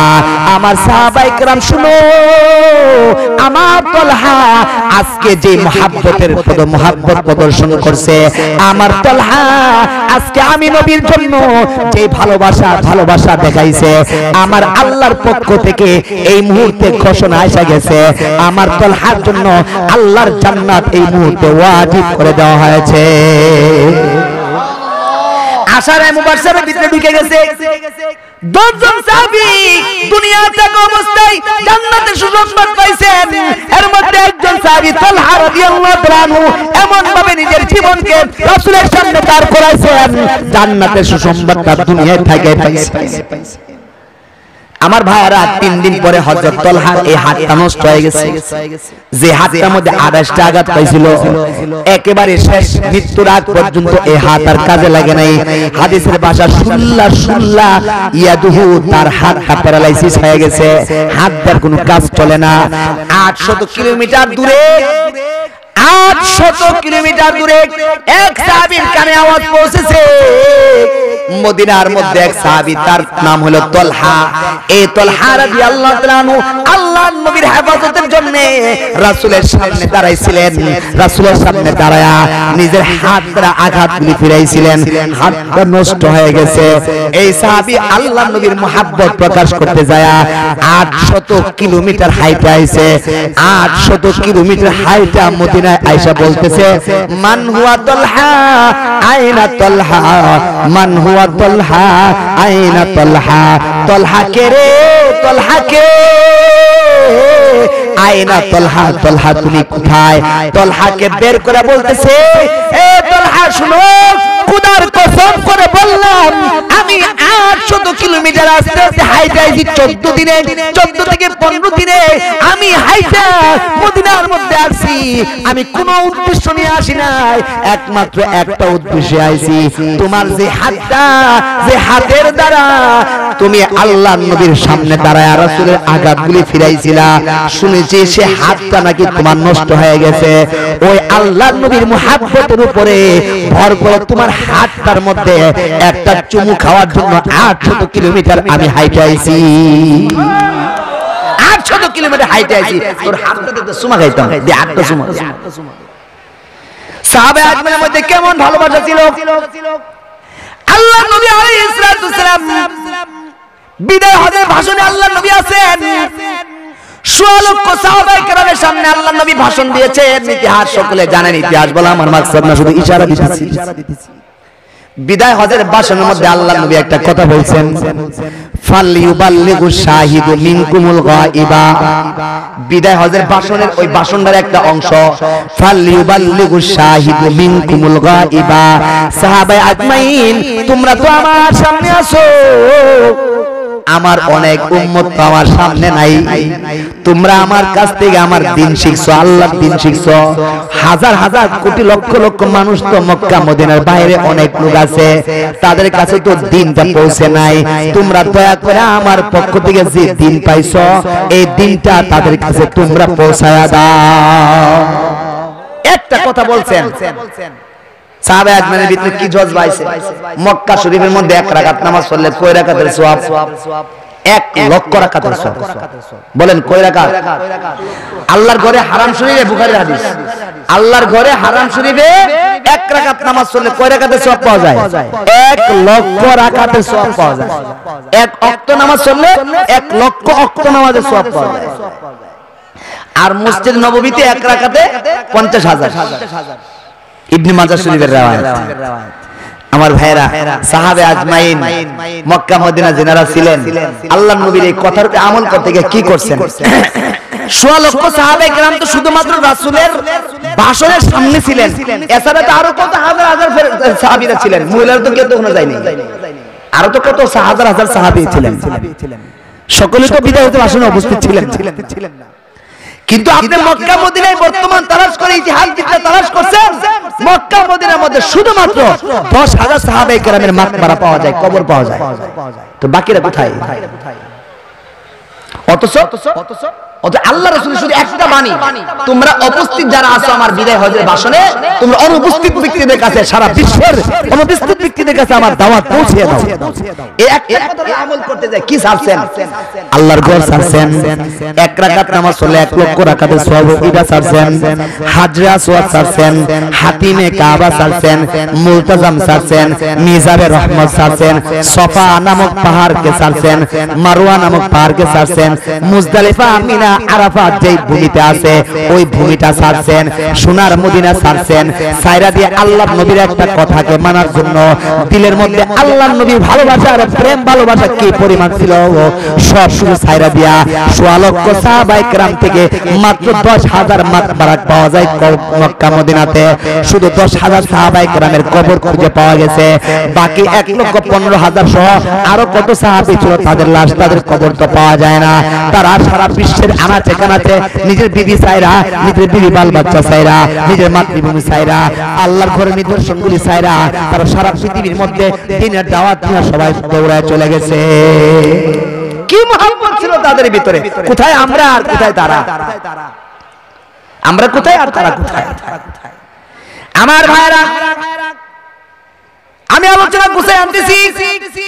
আল্লাহর নবী আলাইহিস সালাতু ওয়াসসালাম দুনিয়ার মধ্যে ছিলেন, সাহাবা আজমাইন মুহাব্বত প্রকাশ করছেন, ভালোবাসা প্রকাশ করেছেন।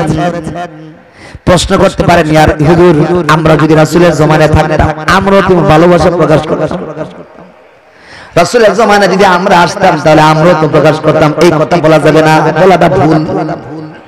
কেন না জানি না, যদি আল্লাহ রাসূলের জমানায় আইতাম, আবু জাহেলের দলে যদি থাকতাম তাহলে কেমন হইতো? ওটা তো সম্ভাবনা ছিল। সাহাবায়ে আজমাইন সাহাবায়ে আমরার যে ঈমান, এই ঈমান নিয়ে আবু জাহেলের দলে থাকাটাই স্বাভাবিক মনে হয়। আমার ভাইরা বারবার এই জমানায় আল্লাহ আমাদেরকে পাঠাইছেন, মুসলমানের ঘরে জন্ম দিয়া পাঠাইছেন। এর চেয়ে বড় শুকরিয়ার বিষয় পৃথিবীতে আর কিছু হতে পারে না। তবে সাহাবায়ে আজমাইন আল্লাহর নবীকে পাইছেন, আল্লাহর নবীর সামনে তিনারা মহব্বত প্রকাশ করছেন, আল্লাহ পাক রব্বুল আলামিনের ভালোবাসা প্রকাশ করছেন। তবে রাসূলুল্লাহ সাল্লাল্লাহু আলাইহি ওয়াসাল্লাম জানেন, আমি দুনিয়াতে চলে যাওয়ার পরে আমার উম্মত যারা আসবে তারা তো আমাকে দেখবে না, আমি একটা মাপকাঠি দেয়া যায়, একটা মানদণ্ড দেয়া যায়, একটা মূলনীতি দেয়া যায়। ওই মূলনীতি দিয়া, ওই মাপকাঠি দিয়া, ওই নীতি দিয়া যদি কোনো ব্যক্তি চলে, তাহলে আজও আমি নবীর পক্ষ থেকে তাদের জন্য ওয়াদা থাকবে। আমি বলে গেলাম, আমার সুন্নতকে যারা আমল করবে তারাই আমাকে ভালোবাসে, আর আমি মুহাম্মদকে যারা ভালোবাসবে আমি তাদের সঙ্গে ওয়াদা, হাসরের ময়দানে আমি নবী মুহাম্মদের সঙ্গে তোমার জান্নাতে তুমি আমার সঙ্গে জান্নাতে থাকবা। আল্লাহ রাসূল বলেন, মান আহাব্বা সুন্নতি ফাকাদ আহাব্বানি। আল্লাহ নবী বলেন, যে আমার সুন্নতের আমল করে ব্যক্তিগত জীবনে, সামাজিক জীবনে, রাষ্ট্রীয় জীবনে, অর্থনৈতিক জীবনে যারা আমি নবীর সুন্নতের আমল করে তারাই আমারে ভালোবাসে। সাহাবারা যেমন ভালোবাসেন জান দিয়া, মাল দিয়া, তারাও আমাকে ভালোবাসে যারা সুন্নতের আমল করে। আর সুন্নতের আমল করে কিয়ামত পর্যন্ত যারা আমি নবীকে ভালোবাসবা তাদের জন্য আমার ওয়াদা, কানা মাই ফিল জান্নাহ, হাসরের ময়দানে তুমি আমি নবীর সঙ্গে আল্লাহর জান্নাতে থাকবা।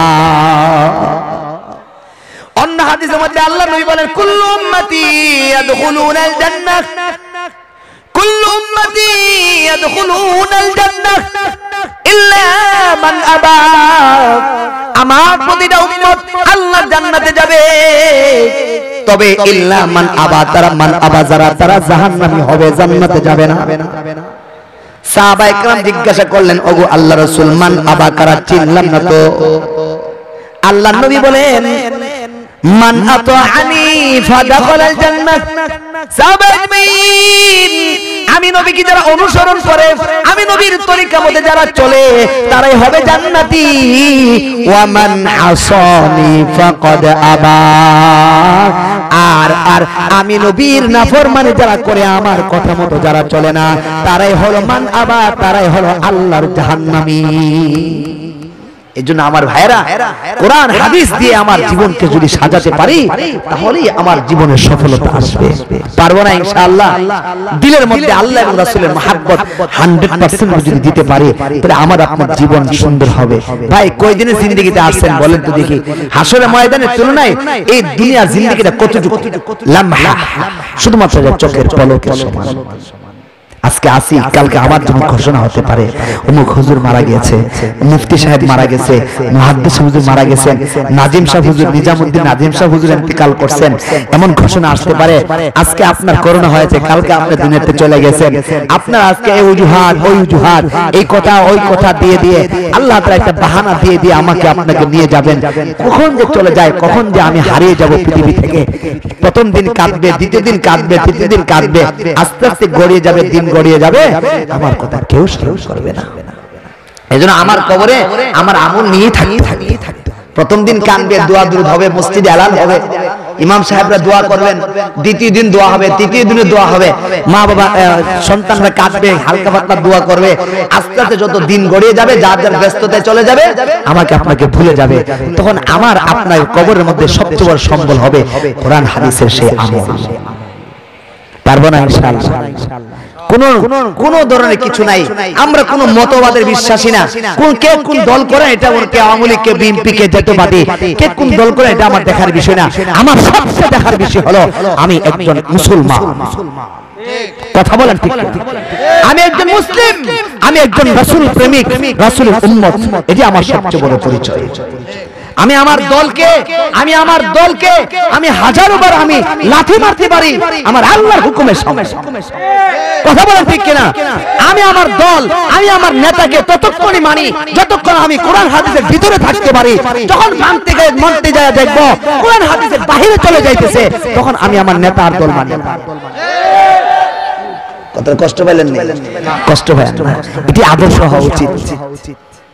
নেতাকে খুশি করার জন্য মৌলারে অখুশি করা যাবে না। দলকে খুশি করার জন্য আমার মৌলায় পাকে আমার রাসূলকে অখুশি করা যাবে না। মনে থাকবে না কথা? আমরা তো মানুষ, আমাদের তো দিলের মধ্যে কোনো একটা দলের সাপোর্ট থাকতে পারে না? রাজনৈতিক দলের পরিচয় আমরাও দিতে পারি। যদি আমরা জীবনে রাজনৈতিক কোনো দলে ছিলাম না, তারপরে তো ভোটের সময় যে কারণে একটা ভোট দেই তো, কি বলেন? কিন্তু এই ভোটাধিকার আর আমার নীতি, আমার রাজনীতি দর্শন যাই কিছু বলেন না কেন, সবগুলি হলো আমার ধর্ম ইসলামের নিচে, আল্লাহ এবং আল্লাহ রাসূলের পরে। কথা ঠিক কিনা বলেন?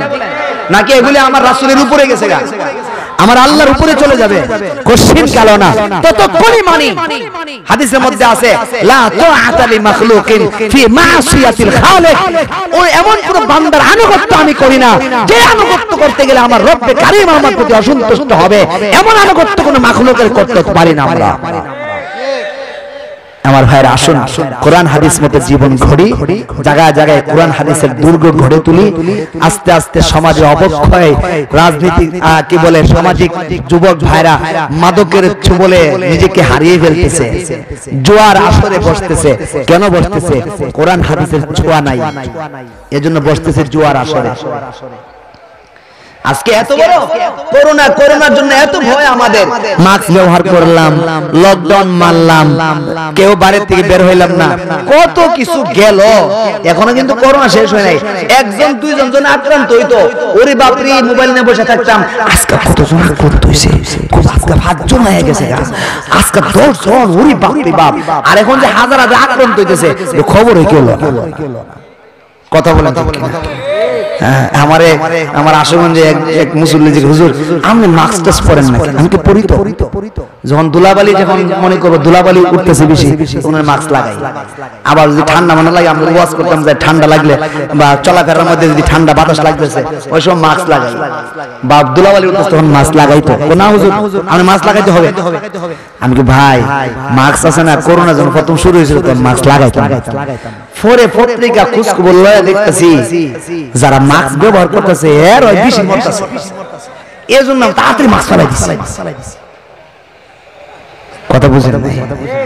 আমরাও মাস্ক ব্যবহার করি, তবে আমরা বিশ্বাস করি মাস্ক আমাকে বাঁচাতে পারবে না। আমাকে বাঁচানোওয়ালা কে? যদি আমার নামে করোনা থেকে থাকে, করোনা নামক ভাইরাস যদি আমার শরীরে আসার হয়ে থাকে, মাস্ক কেন প্যাকেটের ভিতরে থাকলে গ্লাসের ভিতরে থাকলো সেখানেও পৌঁছবে, আমরা বিশ্বাস করি। আমাদের বাংলাদেশ সতর্কতার কারণে বাংলাদেশ বাঁচতেছে না, আল্লাহ বাঁচাইতেছে। কথা ঠিক কিনা?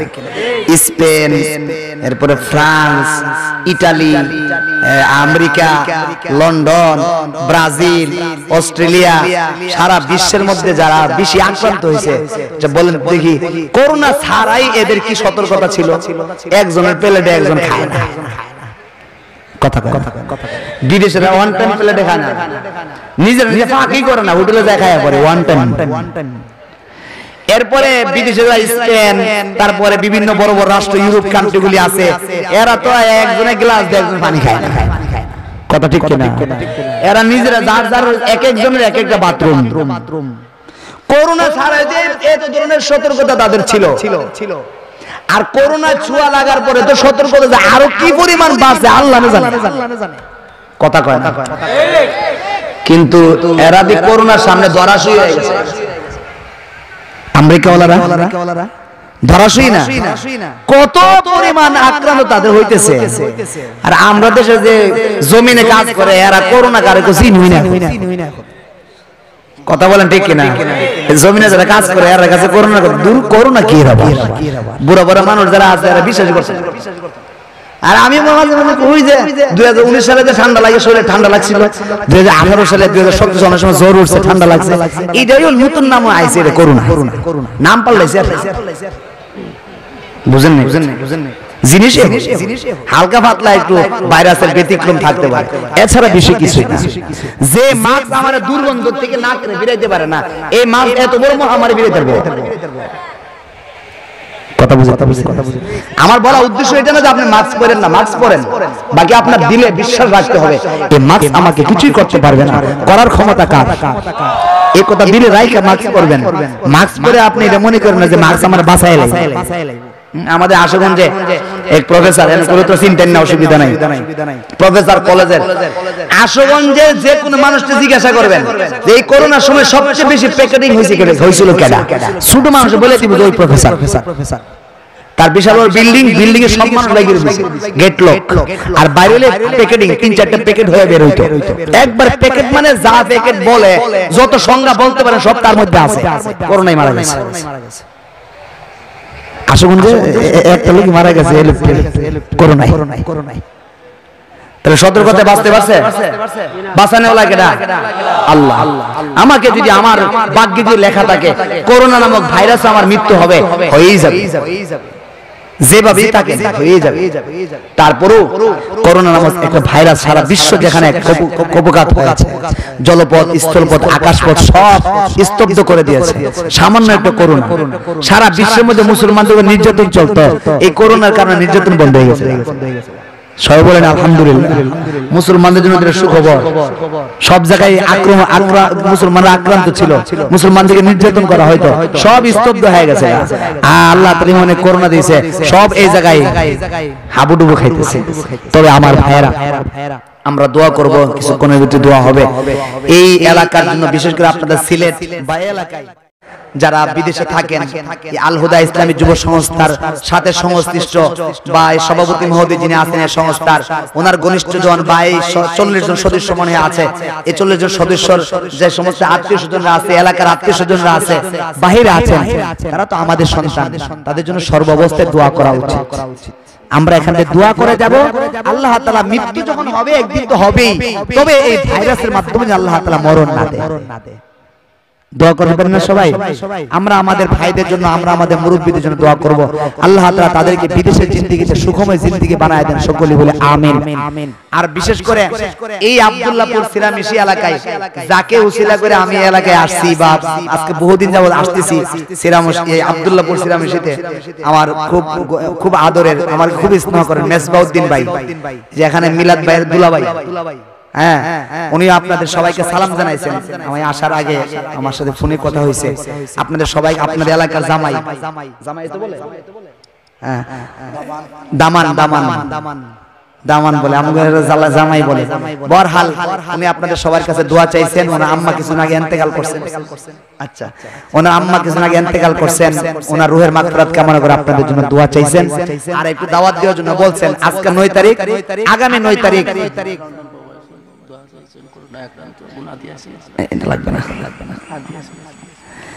তো আজকে 9 তারিখ না, আগামী মাসের 9 তারিখ সিরামিশি আব্দুল্লাহপুর আমাদের মেজবাবের বাড়িতে বিশাল বড় ঐতিহাসিক মহাসমারোহ আল্লামা খালেদ সাইফুল্লাহ আইয়ুবী, জুনায়েদ আল হাবিবি, রাফি বিন মুনির, ইনশাআল্লাহ আল্লাহ যদি আমার সুস্থ রাখে আমিও থাকবো।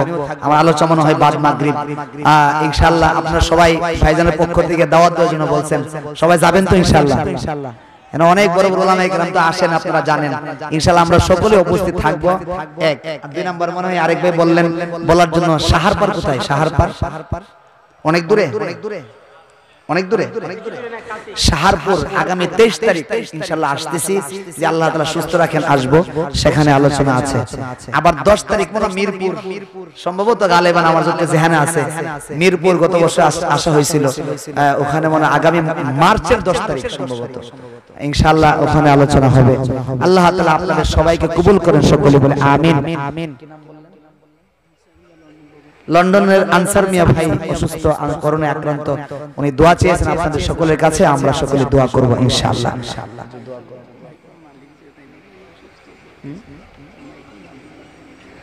এই মাইক সার্ভিসিং এর যিনি মালিক আছেন উনি অসুস্থ, আপনাদের জন্য দোয়া চাইছেন। অনেক ভাইরা দোয়া চাইছেন, আমি আসার আগে অনেক ভাইরা দোয়া চেয়েছেন, ইনশাআল্লাহ সকলের জন্য দোয়া করব। আমিও দোয়া চাই। আমি আসলে দূরে কোথাও যাই না, আমার মসজিদ মাদ্রাসা আমার কাছে ফার্স্ট মাদ্রাসা, আলহামদুলিল্লাহ অনেক বড় মাদ্রাসা, আমি মাদ্রাসার দায়িত্বে আছি। এই মাদ্রাসা আমার কাছে বেসিকলি, আমি এসা পরে পরে প্রোগ্রামে যাই। এখানে শুধু মেজবাহের মাধ্যমে এটা পরিচিত হয়ে গেছে, এইজন্য সিলেট এই অঞ্চলটাই আসি, আমার আর কোথাও পাবেন না। আলহামদুলিল্লাহ অনেক জায়গা অনেকে ফোন আসে কিন্তু আমি কোথাও যাই না, আমি আশেপাশে থাকার চেষ্টা করি আলহামদুলিল্লাহ।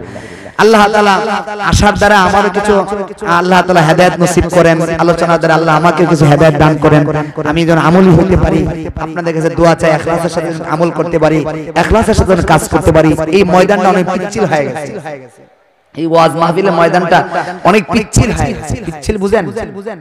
খতরনাক, আমাদের জন্য অনেক খতরনাক হয়ে দাঁড়িয়ে আছে। আমাদের জন্য তো হাসরের ময়দানে জিজ্ঞাসা হবে লিমা তাকুলুনা মা লা তাফআলুন, এমন কথা তুমি কেন বলেছো, তুমি নিজে আমল করো না। আমি যেটা বললাম আমি নিজে যদি আমল না করি ফিটাটা আমার বিষয় তো না, এটা এজন্য তো অনেক খতরনাক।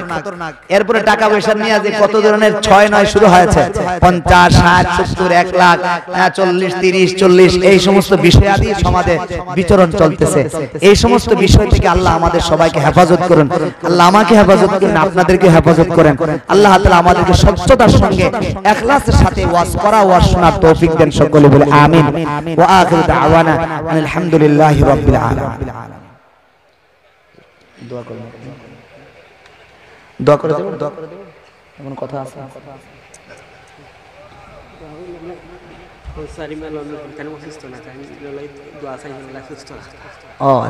আনসারী ভাই যার জন্য উনি অসুস্থ নয়, সুস্থতা থাকার জন্য দোয়া চেয়েছেন, সুস্থ থাকার জন্য দোয়া চেয়েছেন, ইনশাআল্লাহ আমরা তার জন্য দোয়া করব। আর কোন কথা আছে? আস্তাগফিরুল্লাহ রাব্বি মিন কুল্লি যামবিন ওয়া আতুবু ইলাইহি লা হাওলা ওয়া লা কুওয়াতা ইল্লা বিল্লাহিল আলিয়্যিল আযীম।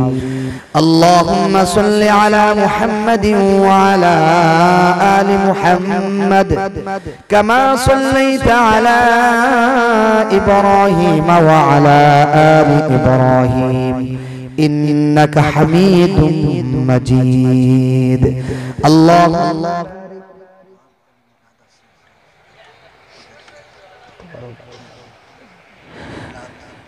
اللهم بارك على محمد وعلى آل محمد كما باركت على إبراهيم وعلى آل إبراهيم إنك حميد مجيد.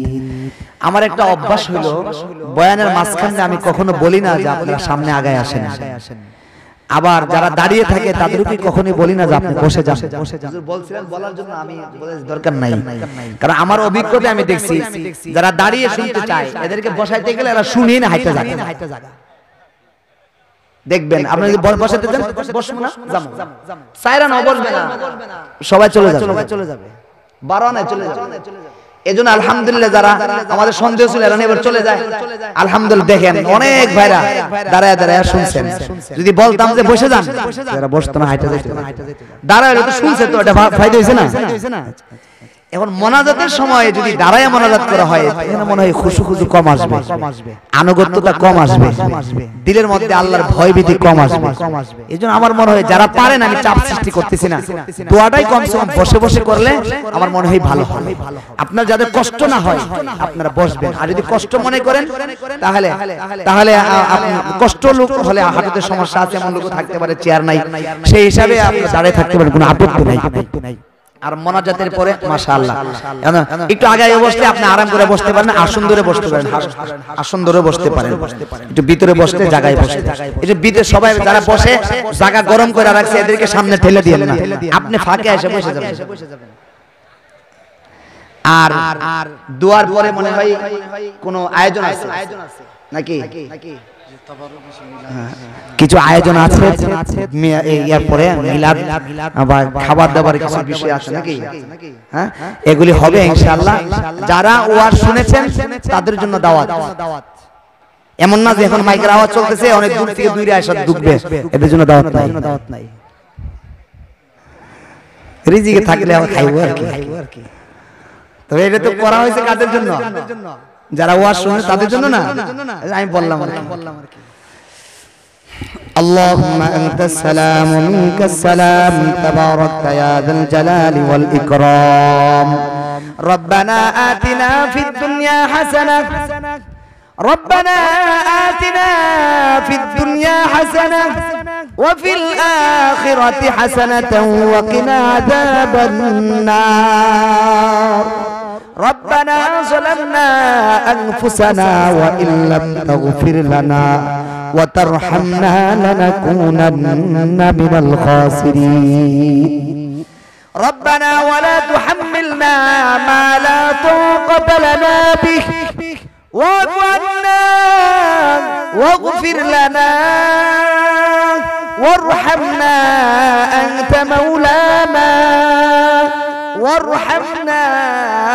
أنت مولانا فانصرنا على القوم الكافرين আল্লাহ আমরা কতই গুনাহগার বান্দা বান্দি গভীর রজনীতে তোমার আদালতে হাত উঠাইছি আল্লাহ রব্বুল আলামিন জীবনে বহু অপরাধ করেছি ভুল করেছি অন্যায় করেছি সমস্ত গুনার বোঝা নিয়ে তোমার আদালতে কিবরিয়ায় হাজির হয়েছি রব্বুল আলামিন জীবনে কত অপরাধ করেছি অপরাধগুলি নিয়ে তোমার পথে ডাকে সারা দিন জাহান্নাম ছাড়া আমাদের কোনো গতি থাকবে না আয় আল্লাহ তোমার আদালতে ক্ষমা চাই আল্লাহ আমাদের জীবনের গুনাহগুলি maaf করিয়া দাও আল্লাহ আয় আল্লাহ মেহেরবানি করে আমাদের গুনাহগুলি maaf করে দাও আয় আল্লাহ তোমার আদালতে ভিক্ষা চাই আমাদের গুনাহগুলি maaf করে দাও রব্বুল আলামিন আমরা যারা হাত উঠাইছি অনেকে মা হারা সন্তান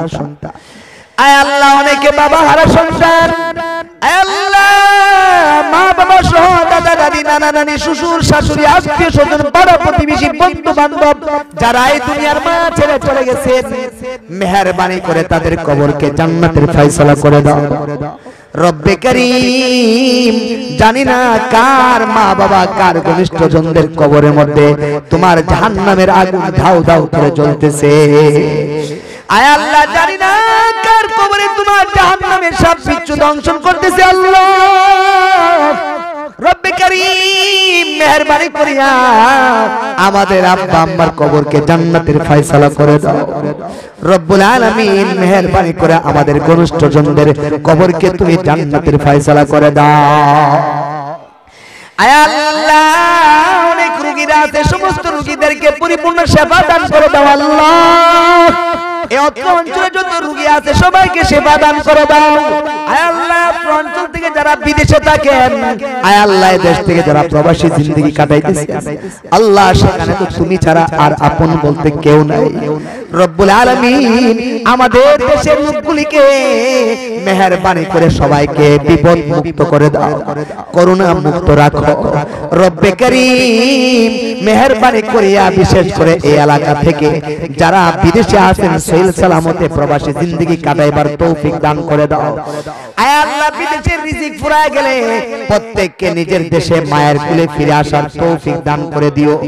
আয় আল্লাহ এই আল হুদা কমিটির সভাপতি মহোদয় অনেকের নাম ধরে ধরে দোয়া চেয়েছেন মেহেরবানি করে সকলকে সুস্থতা নসিব করে দাও আয় আল্লাহ আনসার ভাই মেজবা ভাই সহ আল্লাহর এলাকা থেকে যারা বিদেশে থাকেন আল্লাহ সুস্থতার জিন্দেগি আল্লাহ তাদেরকে বানায় দাও আল্লাহ মেহেরবানি করে হায়াত বাকি রেখে যখন বিদেশের রিজিক ফুরায় যাবে নিজের দেশে মায়ের কোলে ফিরে আসার তৌফিক দান করে দিও রব্বুল আলামিন মেহেরবানি করে আমাদের মধ্যে যারা অসুস্থ সবাইকে শিফা দান করে দাও মুসিবত ওয়ালাদের মুসিবত দূর করে দাও আল্লাহ পেরেশানি ওয়ালাদের পেরেশানি মুক্ত করে দাও আল্লাহ ঋণগ্রস্তদেরকে ঋণ মুক্ত বানায় দাও আল্লাহ আয় আল্লাহ অভাবীদের অভাব মোচন করিয়া দাও আল্লাহ মেহেরবানি করে পাওনাদারদের পাওনা উসুল করার তৌফিক দান করো যাদের ছেলে মেয়ে বিবাহের উপযুক্ত যোগ্য পাত্র পাত্রীর ব্যবস্থা করিয়া দাও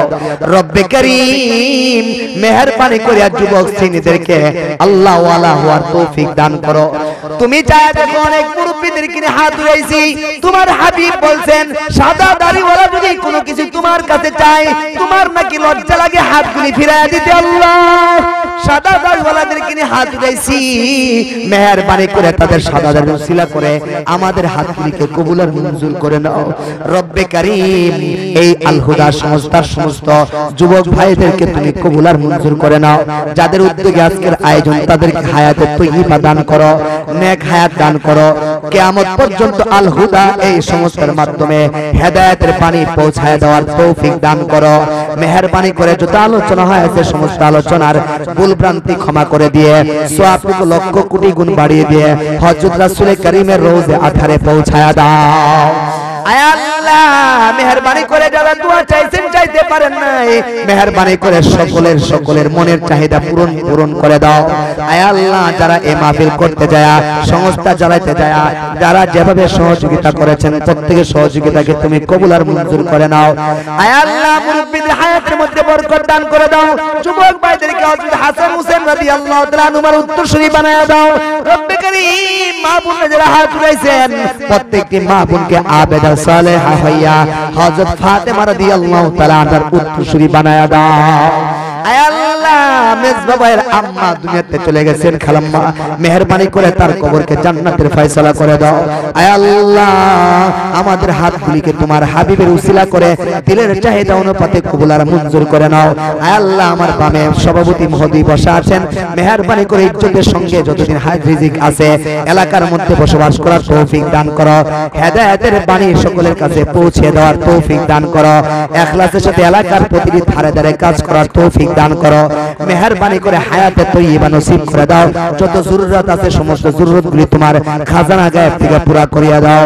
আয় আল্লাহ যত আলেম ওলামা আছেন, তোলাবা আছেন, আমার সঙ্গে হাত উঠাইছেন, সকলের হাজতগুলি তোমার খাজানা গায়েব থেকে পুরা করিয়া দাও।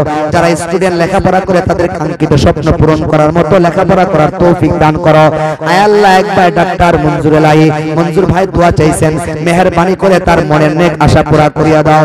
রব্বির হামহুমা কামা রব্বায়ানি সগীরা, রব্বির হামহুমা কামা রব্বায়ানি সগীরা। ওয়া সাল্লাল্লাহু তাআলা আলা খায়রি খালকিহি মুহাম্মাদিন ওয়া আলিহি ওয়া আসহাবিহি আজমাইন। আল্লাহুম্মা জাআল আখিরা কালিমাতিনা ইনদাল মাউতি বিকাউলি লা ইলাহা ইল্লাল্লাহু মুহাম্মাদুর রাসূলুল্লাহ। আমিন বিরহমাতিকা ইয়া আল্লাহ। আসসালামু আলাইকুম ওয়া রাহমাতুল্লাহ।